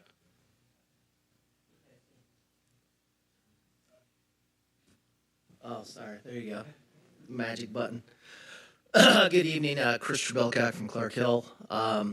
In terms of the numbering of the referendums, you could do it where you consider the marijuana ballot proposal tonight and then just do a separate resolution after the special meeting on Thursday. It sounds like you're working with, add an additional item where you pass a resolution that says we designate one or the other as proposal 1 and the other one as proposal 2. I think walking into the meeting, I think it was anticipated that as part of the resolution for each of these, you designate it as a number, but council needs to designate which one will be proposal 1 and proposal 2. So you can be flexible. You could do the marijuana referendum tonight, or you could push both to Thursday as council pleasure. Clerk Doyle, you have the floor. Thank you, Mr. President. Pretty much what Attorney Trebelcock stated, that's what I was going to say, that you could add the resolution to your special meeting. If you vote in the affirmative for the bond proposal, then to number them. Okay. All right, so it seems like the emerging prospect is for Thursday, November 30th, a special meeting at 6 o'clock p.m. held here at Pontiac City Hall, space to be determined within the building. Any further discussion? Okay, so what we have before us right now is the resolution. So is there a motion to postpone this matter to the next special meeting of the Pontiac City Council? It's been moved by Councilman Rutherford, seconded by Councilman James, and then from there, we will, now that we've no longer got a motion in front of us, then we can suspend the rules to take up a motion to schedule call a special meeting, and then call the time, date, and location. Sound good? All right, so what we have before us is, are we going to postpone this question about authorizing roads and road facilities ballot proposal? That matter will be next considered at our special meeting, which we will set in the next action. Everyone clear? All right, hearing no further discussion, and sorry to sidetrack an important side conversation. Clerk Doyle, roll call on the motion to postpone to the next special meeting of the City Council, the resolution that's before us right now. Parker, Yes. Rutherford, Yes. Carrington, Yes. Goodman, Yes. James, Yes. McGinnis. Yes. 6 yeas, no nays. That motion carries. We are postponed for a few days on the item before us. Now, I would like a motion to suspend the rules in order to take up an item that is not presently on the agenda, which is the scheduling, the calling of a special meeting of the Pontiac City Council. Is there a second? Support. It's been moved by Councilman Rutherford, seconded by Pro Tem Carrington, that we suspend the rules in order to immediately take up an item not already on the agenda and the order of business, which is a resolution calling for and scheduling a special meeting of the Pontiac City Council. Anyone need to clarify what's before us? A motion to suspend the rules to take up that item. Okay. Hearing no further discussion or clarification, roll call. Clerk Doyle on the motion to suspend the rules. Rutherford, Yes. Carrington, Yes. Goodman, Yes. James, Yes. McGinnis, Yes. Parker. Yes. 6 yeas, no nays. That motion carries. So now we are able to take up a motion right now. Is there a motion to call a special meeting of the Pontiac City Council and schedule it for Thursday, November 30th, 2023 at 6:00 p.m. to be held at Pontiac City Hall? So moved. Is there a second? Second. It's been moved by Councilman Rutherford, seconded by Councilwoman James. So that's the motion we have before us now, and it'll technically be in resolution form, but it's calling for and scheduling that special meeting. Any further discussion? Anything else that we should be aware of, Clerk? You and your team are... Thursday, November 30th, 2023, 6:00 p.m., located at Pontiac City Hall. And then that gives the ability for the clerk's office and the Charter Revision Commission and other functions in City Hall to determine what's the best spaces for the best entities and so on and so forth. Everyone clear on the matter before us? Anything further, clerk's office? Does your team have the capacity to be able to, we're adhering to the state requirements for posting of meetings and how the special meetings are called?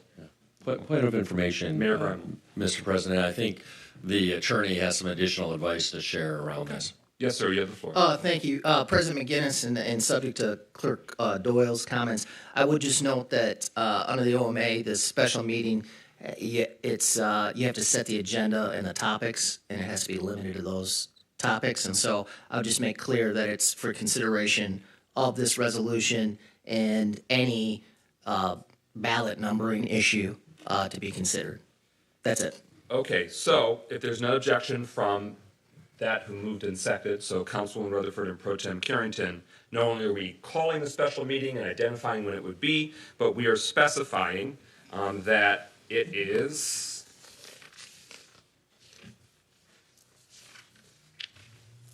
I flipped my packet. Here we go. Here's the agenda. That it is the resolution submitting road and road facilities bond proposal and resolution to approve Proposal 1, Ordinance Number 2424, and ordinance to amend Ordinance Number 2406, City of Pontiac Adult Use Business Ordinances. I think the cleanest way is that we'll just consider the two resolutions identifying the ballot proposals at that meeting. Sorry. Mr. Doyle. So you're not going to consider the marijuana proposal tonight?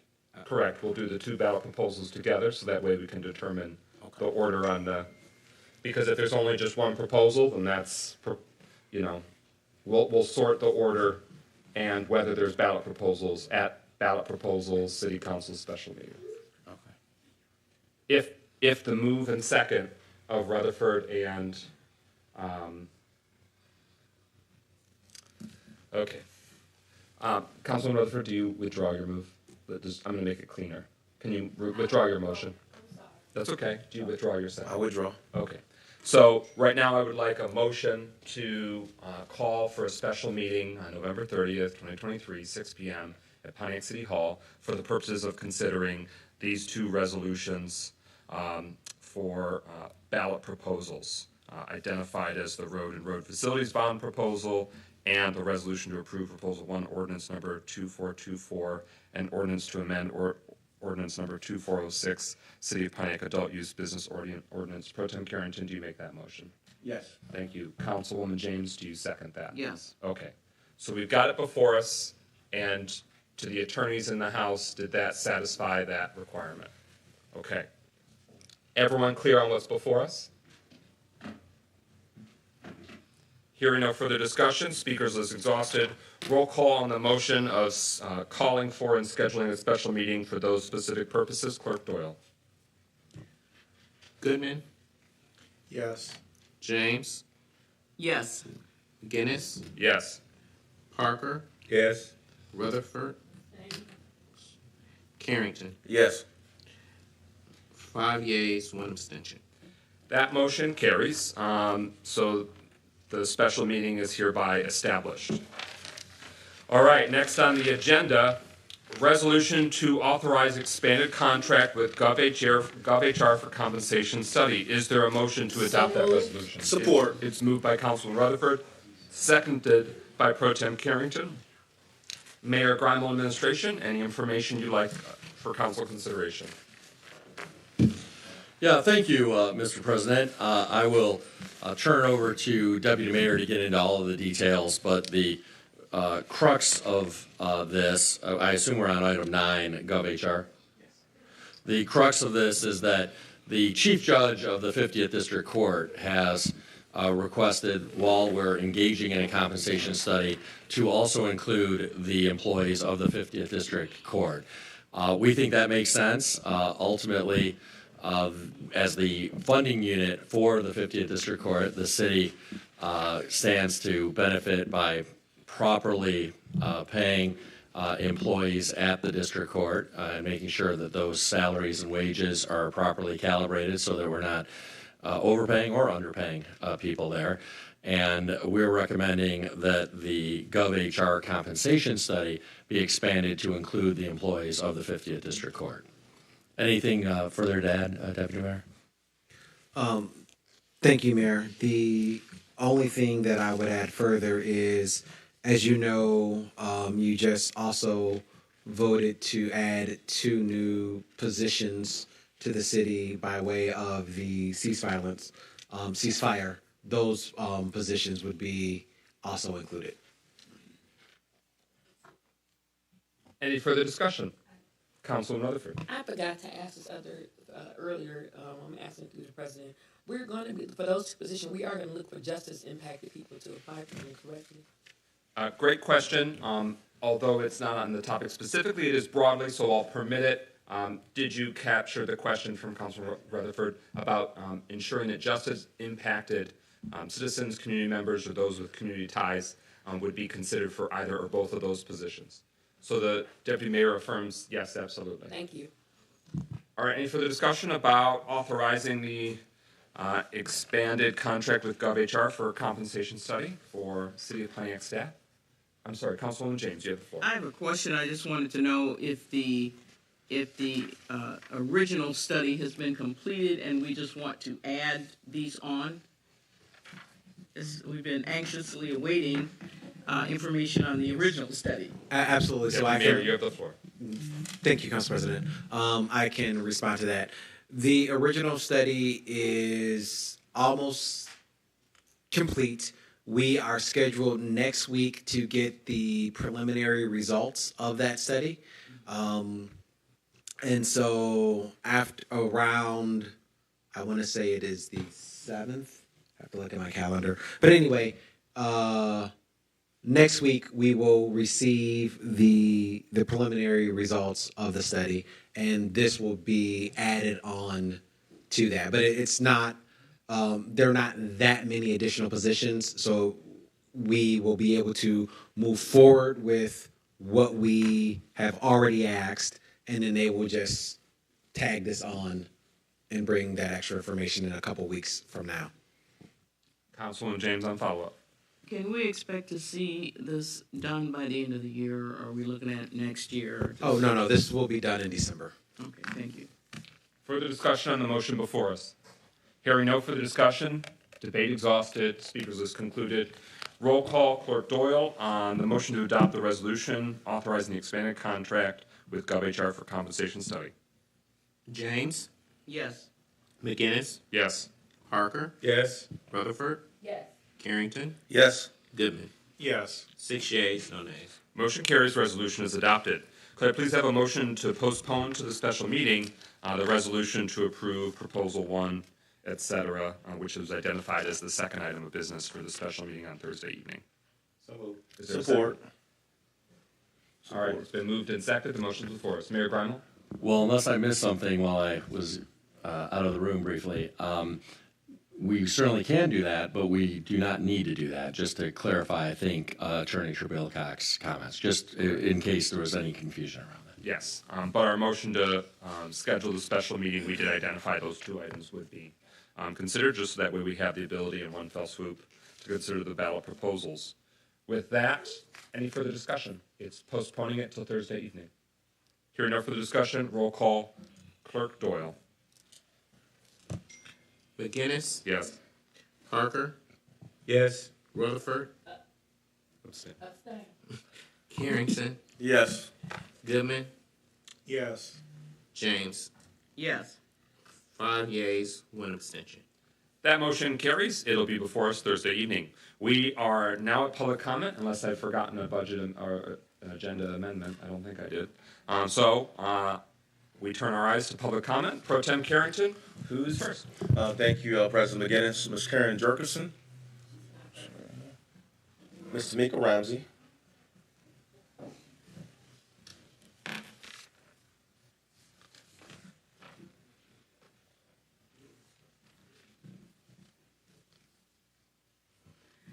Hi, I'm here to talk about Small Business Saturday. I am very excited. Once again, I feel like I need to give Pro Tem Carrington some of his money back because he always be shopping so much, and we appreciate that. We were able to do the passport program across the city, and I have a couple of testimonials from some of the businesses that participated in it. Most of it is good, some of it is not.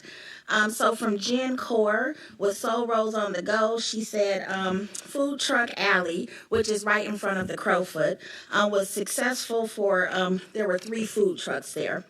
We had new faces come out and support. She learned about Pontiac Community Foundation's small business space. And there was a buzz about food truck alleys coming soon to downtown. It was a good vibe and a good environment. We had Kathy Hinkie from Spirit Rock, and she said the street was completely empty on the north end. I know they had a small business pop-up going on at the Crowfoot, which is great, but sometimes I feel like more attention is paid to pop-up people than to people who have brick and mortar. We did promote her as much as we could. Luca's Tacos, which was a food truck but now has a brick and mortar on the north side, said thank you very much. Saturday was very helpful to us because we were able to interact with new clients on social media and social networks. We got more requests. Thanks to the Pontiac Small Business Coalition that was able to pay for 110 free tacos that they gave out to the community. They have new clients, and people are trying their food and excited to come back. Yaktown Don't Back Down said Small Business Saturday for my business was successful. I was able to obtain some new customers and foot traffic. My business was featured in the Business Passport. This was a great way for the city to promote its local businesses. Some of my customers said they saw our business in the Passport, and that's why they came. Looking forward to more collaboration in the future. I worked with Denise Harris with Pontiac Community Foundation, and they had their own space, and I just wanted her to say what she was going to say.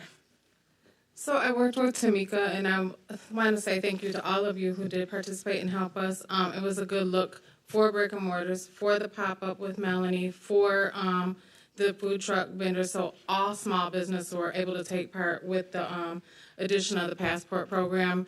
Not just one certain entity, but all of them were able to collaborate on that day, and it was a good look. What I did in my role was the PCFE is there and no one's utilizing it for small businesses. So I did a Narcan training setup, and we also had business clothes to give away for people who might need them.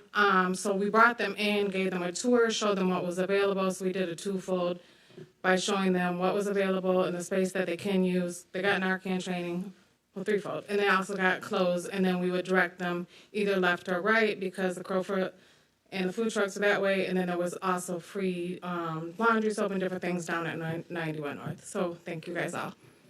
So we just wanted to say thank you. Our partnership with the city was amazing with Main Street Pontiac, with Pontiac Community Foundation, and we look forward to growing this program next year. Thank you.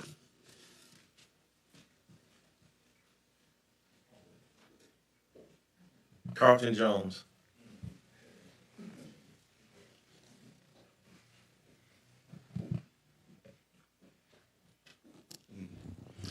Good evening. I just want to say I appreciate the time we spent going through that issue of that road issue and that bonding issue. But I think it just gave credence to the questions that some of us have as citizens. You know, I know, Mayor, evidently this right here been worked on for a while. And I realize it's just getting put on the ballot for just the people to speak to it. But it seems as if, though, we can try to find ways to have some of us get into the mix. We have 2 minutes for agenda items. You only can pick and choose what you can want to say then. And I know eventually it's going to come around to the people in the city to vote on it. I want to say this. From what I heard tonight, I got a lot of questions. And I'm glad, Mayor, that you spoke to that facility part, because when we start talking about building a facility, you're going to have people run the facility. And so the reason why we have a hard time maintaining anything in our city, and it came up, is the property taxes. If we don't have enough revenue coming in our city and we don't have the properties to maintain our city, we're going to continuously, now we're talking about bonding for the extended part of maintaining our roads. Now, if we go ahead and start lifting our people up, that we start creating more valuable property and valuable incomes, we can maintain it better. So I just want to say that because I got a lot of questions. I think we do need to do something with our infrastructure, but we really need to get more citizen participation. I don't think it's fair for council to have to make those last-minute decisions like that. It's something we need to do to try to have more time for council and residents to participate in this process. But I do want to say, I'm happy to say, we are moving forward with workforce development to try to see how we can participate in the road work. We're trying to recruit people of all ages who want to learn to do road work, because all this infrastructure work, and we start talking about bonding for it, we got to make that money turn around and be of value to us. We have to develop the talent. When you give contracts to any of these folks, they're going out and hiring people from somewhere else to do that work. And if we don't develop our talent here, we'll never keep it. If we don't develop properly when people get paid properly to want to stay here in Pontiac, we won't maintain it. Thank you. Thank you, sir. Mr. Bill Maxey.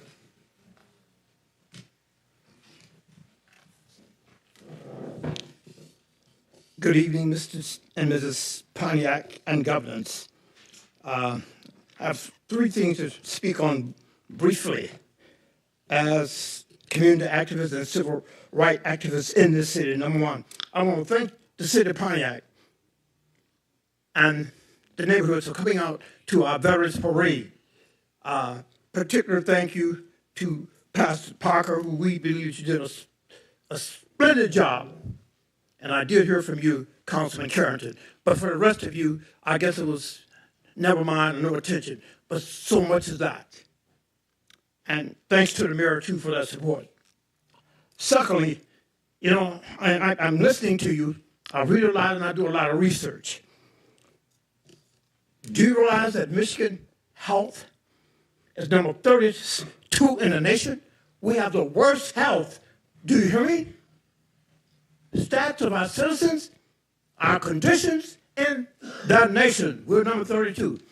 And surprisingly, got a letter from email from the governor saying, "Dear Hobart, here are my findings. Racism is the cause, capital R, capital A, capital CISM, of our health condition in the city." In fact, she wrote an executive order. And if I tell you something, I can prove it. You don't have to listen. If I tell you something, it's something that I've read, I've done research on. So based on that, fast forward, December 4th, we're still meeting at the library, 6 and 8, for our assembly and resolutions.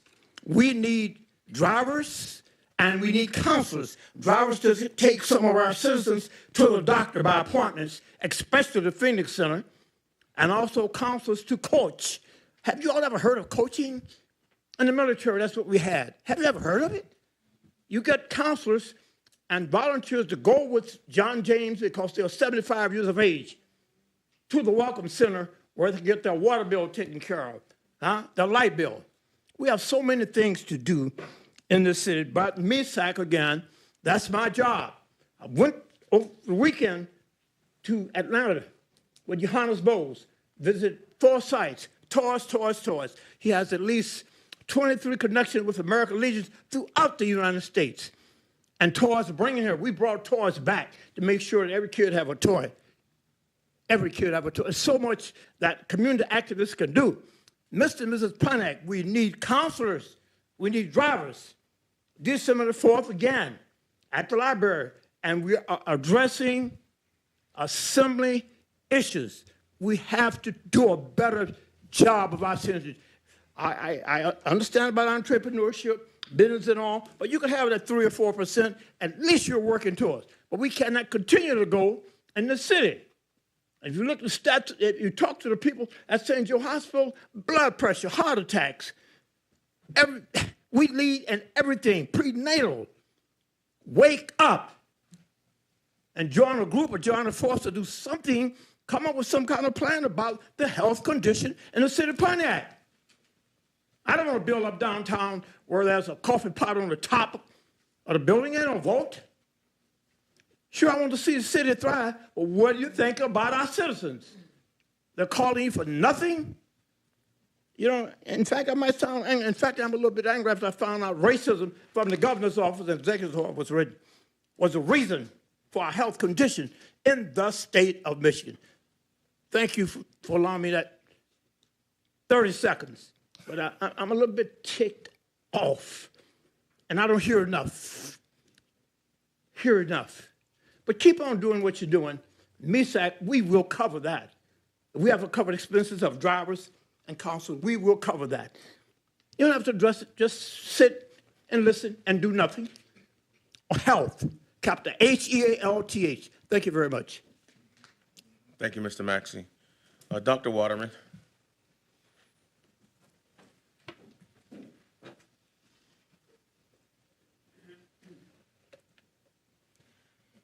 Council, you have set aside for this special meeting this bond proposal that was brought on the agenda today. Obviously, something that was done without the homework needed to be done for a $114 million bond proposal, debt to the city. With so little preparation, you need a lot more information than what is here right here in this. For one thing, the citizens need to know about more of what you're going to spend the money on. We know that the roads need to be repaired. And when I was mayor, I know we needed about $300 million for major roads and about $200 million for local roads. Okay? If you have the $115 million, you need a plan for how you're going to spend the money. What are you supposed to say? Just give us $150 million and trust us that we'll spend it? I've never seen anything so ridiculous. I'm astounded that you would be even willing to consider something with so little information because the homework has not been done for this proposal. I'm going to point to the fact that you, Chairman, President McInnes, and you, Councilman Carrington, did sit on the school board. The school board had a $38 million bond proposal, and it had a 38-page prospectus that had all the details of how the money was to be spent, what the vision was, what was going to be accomplished, what was the cost to the taxpayers. We're the taxpayers. We've got to pay for that.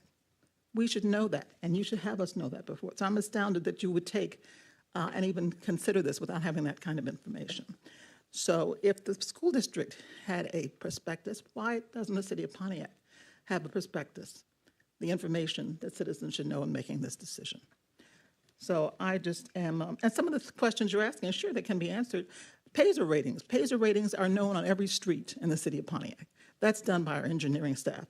We knew the Payser rating of every street. So if you don't have it, if you want it, you should have it, all right? But also, you don't have to have a master plan before you know what your capital improvement plan should be. That is what DPW director decides and sets out a strategic plan for what roads are going to be repaired when. That should already be done as part of DPW's plan. So some of the questions you were given, answers you asked, you were given a lot of hot air for things that weren't really apropos. So I hope you will get that information and be able to seriously consider this such an important issue for the city of Pontiac. You know, yes, we still have the TIP for 5, which we're paying for the Marriott bonds.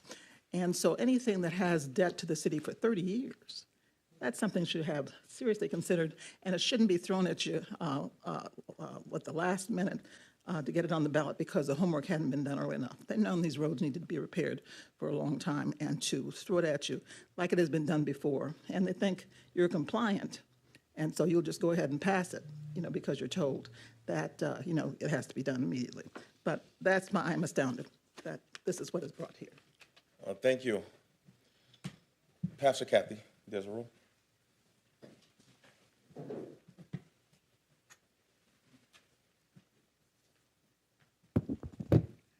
I have several questions. Number one, on this issue of the bond, does the meeting on Thursday have to be published so many hours ahead of time for the public? It's part of the Open Meetings Act, and we haven't got enough hours. 18 hours. 18 hours? Okay. Number two, don't we need a facility whether this bond act passes or not, and will we be looking into it? I think we are, but I think the public wants to know that we are. When we do this meeting, I've had 3 texts since I've been sitting here. The public speaks street speak. They don't speak legal speak. So when we do this meeting on Thursday, could we talk about tax dollars? Pure and simple, tax dollars, not percentage of increase, tax dollars. That's all they see. What are they going to have to pay out of their pocket with the limited tax base that we have here? can this city support? I mean, I know we need roads, and I'm all for getting new roads, but can the city really support a bond that big? Because it really puts the onus on a very few areas in town to cover it. For number 7, does the budget already cover the salaries for that? And either way, what is the average salary expected to be for those new people? And number 8, I think you made it clear, but I want to specify because it was in one of the texts. The roads that we're talking about in number 8, those are Pontiac roads only, right? That is not county roads. They are not state roads. Those are only Pontiac roads. The roads like Jocelyn, for instance. That's a city road, if I'm correct. And if I understood, and I may not have, at the rate that you were quoting, for every, how did I put that? For every $100,000 of assessed value, it would be another $200 in your taxes for a year? Is that correct? Thank you. Mr. Chuck Johnson. Thank you very much, and good evening, ladies and gentlemen, those of you here in the audience and those of you at home watching by television. We only had a couple inches of snow this first part of the winter, and I just was very dismayed at how our DPW department worked to do what they needed to do. We had a deplorable group of individuals. Well, I'll take that deplorable part out. But we had individuals who didn't know anything about how to get the job done. We had equipment that was broke down or still broke down. We didn't have any supervisors to tell the employees where and how to go. And it was really a rat race in that department. They may say it wasn't, but I'm looking at it. And all the areas in the city which are very important when it comes to snowfalls is your hilly areas where it becomes more slippery than other areas. And those areas need to be attended to first and foremost and salted properly. But that didn't happen. And a lot of the trucks that I watched, for an example, I watched 2 pickup trucks, one loaded with salt and 2 guys sitting in another one, just made a loop around Woodward Avenue and back to the South Boulevard property. And that's where those trucks sat for the best part of an hour. I thought that was really, really stupid. We need to look, council, each of you need to look at trying to bring responsible individuals in our workforce in the department. And I know that the mayor,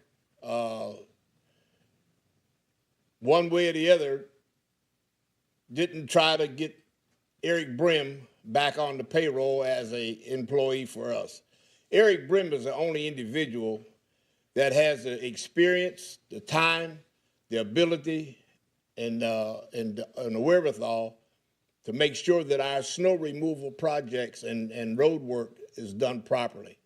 And I would ask this council if you would please find out from the administration if we could bring Eric back and hire him to do the job that we need done as it relates to snow removal and other road work. Our trucks that we have broke down and need to be repaired, we need to stop sending those trucks way out in eastern parts of the city, other communities. We have a truck facility here on Auburn Road that can repair properly our equipment. But we send these trucks like the one that's sitting over on the east side of Sterling Heights. It's been sitting there for 6 months, broke down, and can't be fixed. These trucks need to be at a facility close by where we can monitor what's going on, make sure that the truck is being properly fixed and back on the road. We don't need it. If we get a 6-inch snowfall, we're gonna be in bad shape here, and we don't have the proper knowledgeable people to be able to adhere with it. And I would beg this council to try and bring back on our workforce at least Eric Brim, who has the ability and the knowledge to help with that ordeal. Thank you very much. Thank you, Mr. Johnson. Ms. Darlene Clark, Larry Jasper, and then Gloria Miller.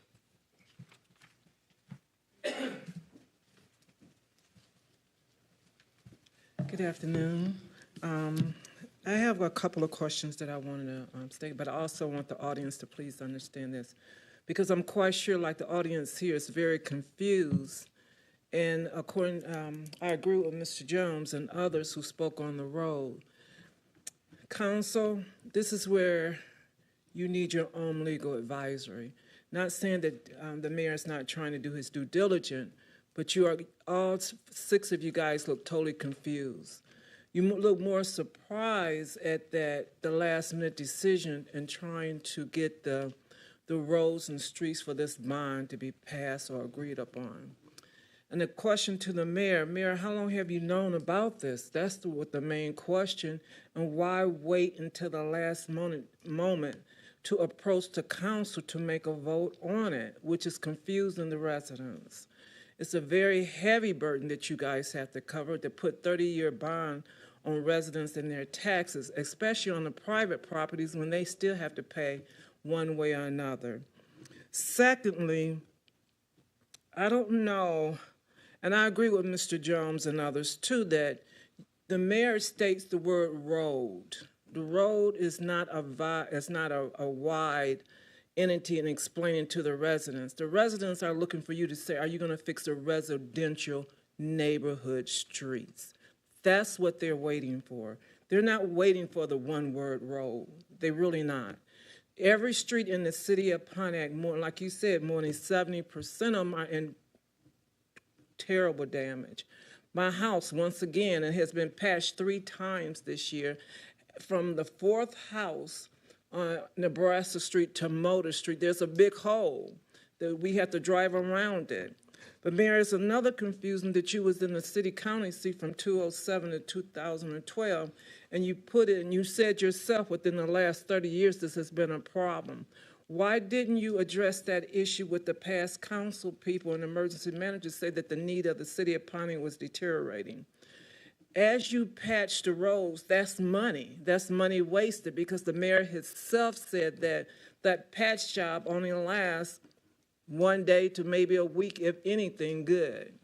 Now, once again, that's wasteful money that the taxpayers are paying. It's not fixing the problem, it's creating bigger problem, because once they patch, it widens once it come out.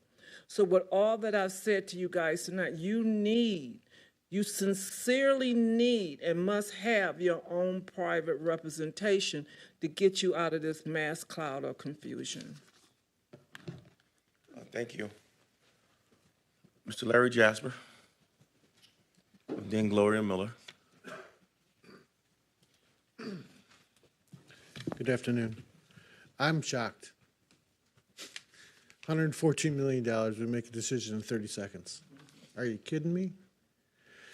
And I heard the mayor say, we want to do a DPW. We want to build a shop. $10 million is the minimum it's going to cost. He didn't say it was a maximum. That was a minimum. And that's if we find a place. Holy cow. You got some designs for me? You have a place in mind? Do you have a square footage amount? How did you come up with $10 million? Is that just fun money? We'll figure out what we're going to do. And I remember something about Biden bucks, infrastructure, $38 million. Where in the hell did that go? Did we just spend it all? Because I think that was for infrastructure. That $38 million would have been for the next 3 years, the infrastructure of new streets in Pontiac neighborhoods. But no, we're going to do a bond. We're going to get $55 million, cost $200 a month or a year, minimum. Now, I want to know how many people are struggling every day, can't pay their water bills. How do you expect them to pay their rent? Because that rent's going to increase double. I guarantee it. And if 70% of the individuals in this city are renting, How are they going to afford to live? The other thing, I was up in front of Nash when he wanted to increase water costs 4% compounded. And I told him, how do you expect people to pay those prices? They'll pay. And he passed that water cost. People are being evicted out of their houses, and everybody seems to think it's funny. Well, when you're being evicted, it's not so funny, or when your water doesn't flow, it's not so funny, or when your electricity's shut off. I've been there, know it, and my dad fought for it for many people during the 70s and 80s. And he ended up getting hit by a 2.5-ton truck. Died 4 times. Pronounced dead that day. And I remembered it every day after that. I was only 10. So when I see these things happening, I know it. I want you to know, yesterday I filed a lawsuit for some of the stuff going on in Bloomfield Township. And it has to deal with what was going on in Bloomfield Park, what's going on with the Phoenix Center, the manufacturing facility on Updike, and the Silver Dome, all this stuff that we did here. And right now, it's about getting the people out of the city. So I think these expenses are going to help you? No. Now, if you're going to go and do it, at least push it back down to November. Work through a process. Get a prospectus. Know what's going to happen. Know who's going to be serviced and how they're going to be serviced. And hold them to their dotted lines. Make them accountable. Something goes wrong, they get put in jail, not immunity. Not because I'm an elected official. Okay? It doesn't work that way, but it's the way it's been working. Closed door sessions and funneling money. This is all going to come back. If you guys make this decision on Thursday, you're crazy. I would never make a $114 million decision in 30 seconds. Certainly wouldn't get married. Hell, I wouldn't cross the street in 30 seconds on that kind of decision because I don't know what's going on. So how could you possibly pass or approve something like that? And they want the marijuana people to vote it in. Yeah, those are the people that really care about citizenship, don't they? Oh my God, help me. They don't care. Put it on an election where 90% or most of your voters are going to be able to vote. And that's my opinion. Thank you very much. Thank you. Ms. Gloria Miller.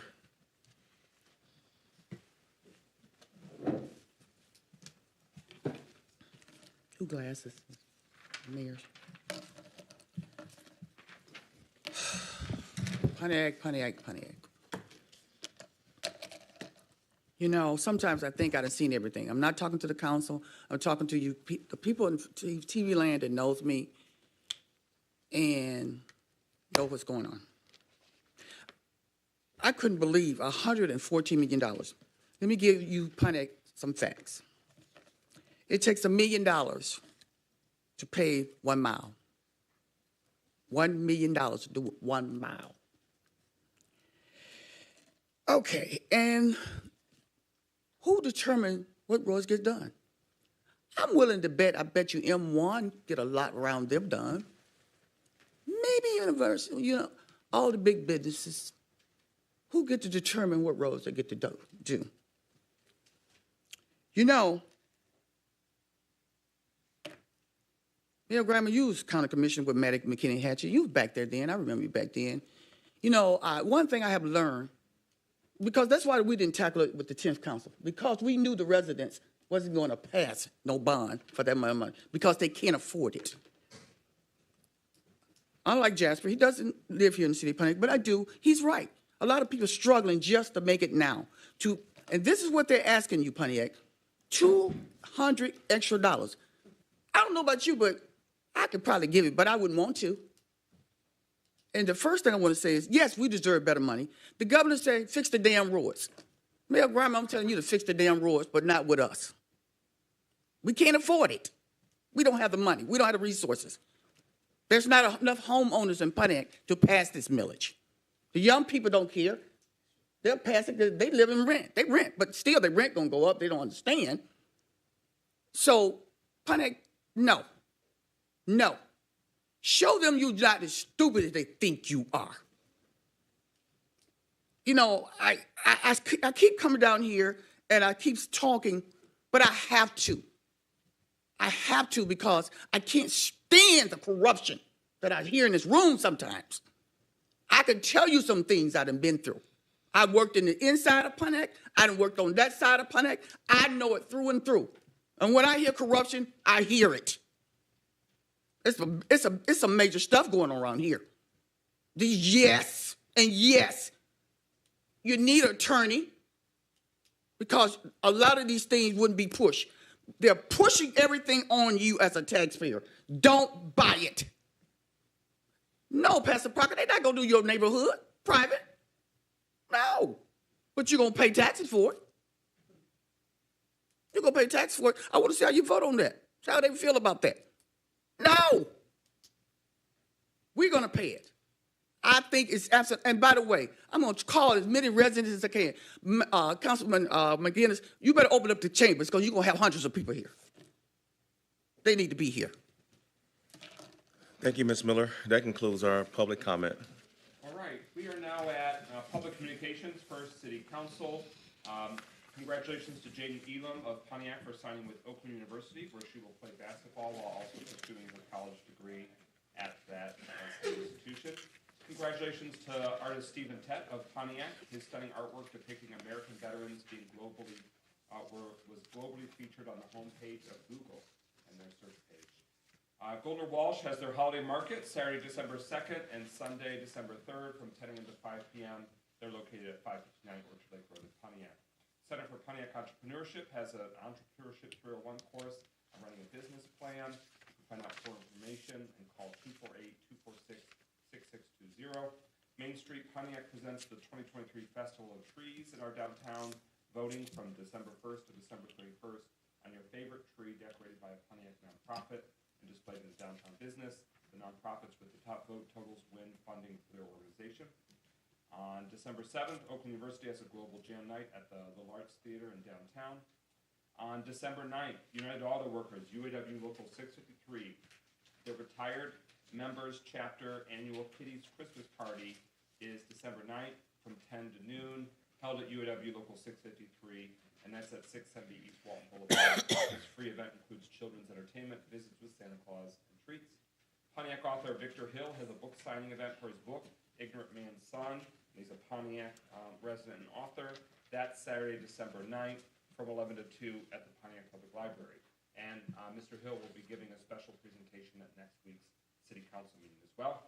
There's a historic Christmas open house Saturday and Sunday, December 9th and 10th at the Oakland History Center from noon to 4 p.m. each day. Free event. The Pontiac Creative Arts Center has their Jingle Ugly Sweater exhibit and celebration December 9th from 6 to 9 at the Pontiac Creative Arts Center.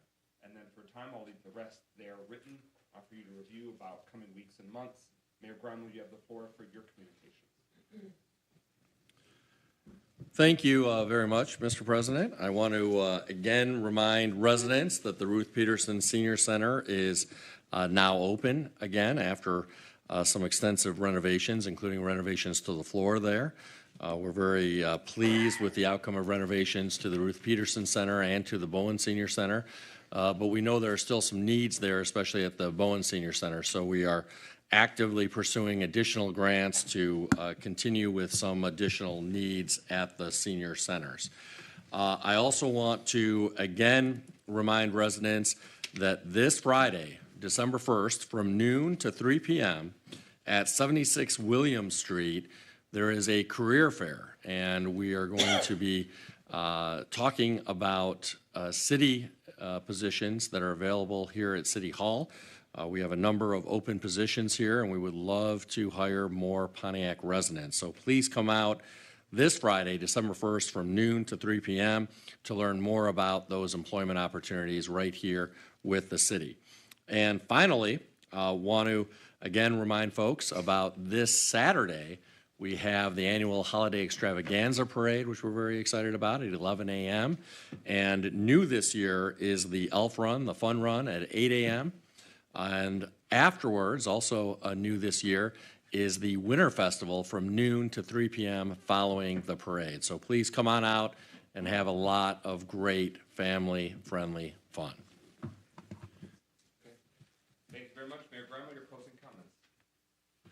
I don't have anything to add, Mr. President. Deputy Mayor, any closing comments? Thank you, Council President. I just want to thank everyone who supported the small businesses on Small Business Saturday, and remind everyone that today has been tagged as Giving Tuesday. So whatever your favorite philanthropic organization is, please give to it. Thank you.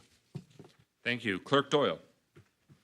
No comments, Mr. President. Thank you. Councilman Nicholson wasn't able to be with us tonight, but he did share, had their District 2 meeting last night. It was very well attended, very substantial discussion and motivation and momentum coming out of that meeting. So he just wanted to thank the large turnout at District 2's monthly meeting that was held at Goldner Walsh last night, and he sends his well wishes. Councilman Parker. No comment this evening. Councilman James. I just have one comment. On Thursday from 8:30, I believe, until 4, the ITEC Early Childhood Trauma event is going to be taking place in Lansing. It will be streamed at Oakland schools. So if you are interested in participating in that, it's a very good program talking about and giving people understanding of what early childhood trauma, what the effects of those traumas are on our children. So give Oakland Schools a call if you would like to participate in that.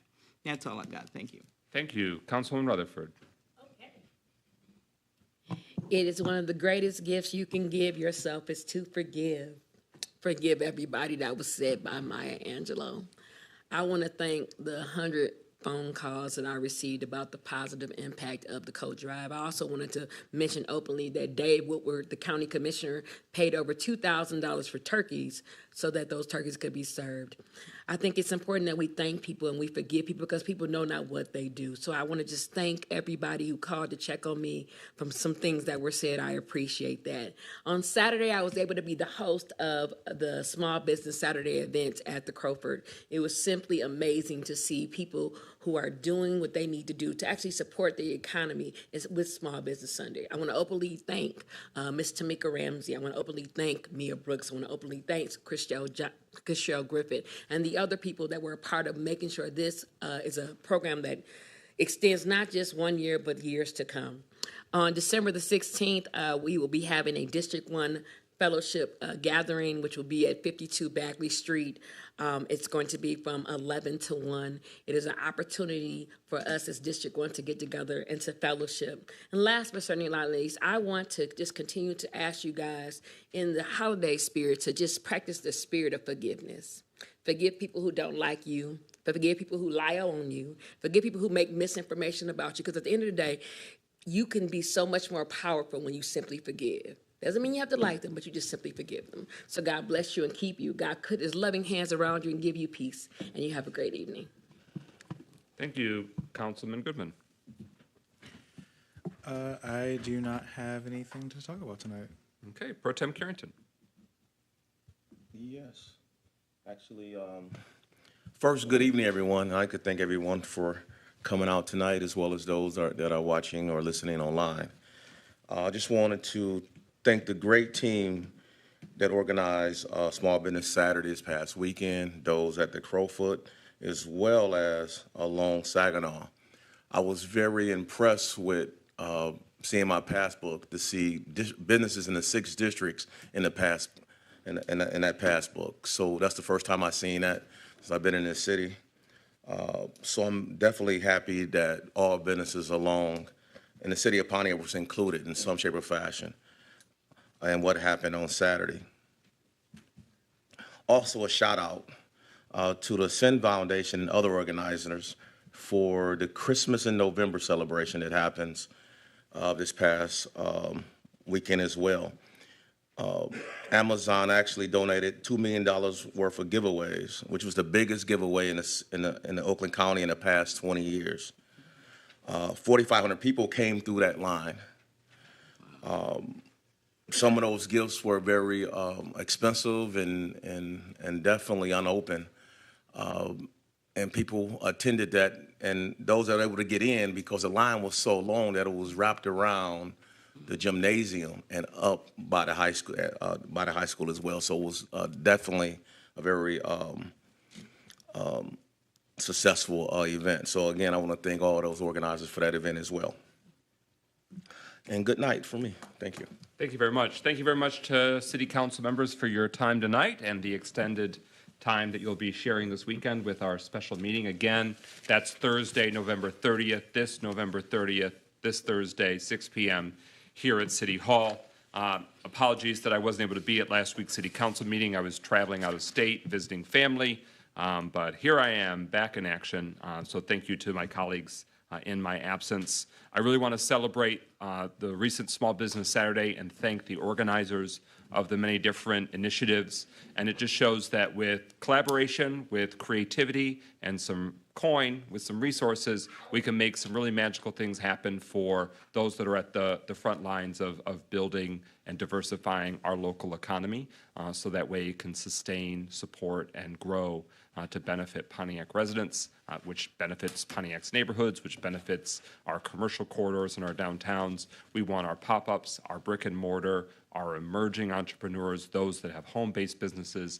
We want this to be the environment where they can flourish. So I want to thank everybody that played a part, including those that spent money. And you don't have to limit it to one day. It can be the entire season. Please consider Pontiac and local businesses as your first choice. With that, is there a motion to adjourn this evening's meeting? Is there a second? Support. It's been moved by Councilwoman Rutherford, seconded by, I almost called you President Parker, so Councilman Parker moved and seconded adjournment. Hearing no discussion. Roll call on adjournment. Clerk Doyle. Parker? Yes. Rutherford? Yes. Carrington? Yes. Goodman? Yes. James? Yes. McGinnis? Yes. 6 yeas, no nays. Motion carries. We are adjourned at 8:47 p.m. Please be safe as you make your way into the cold, frosty air.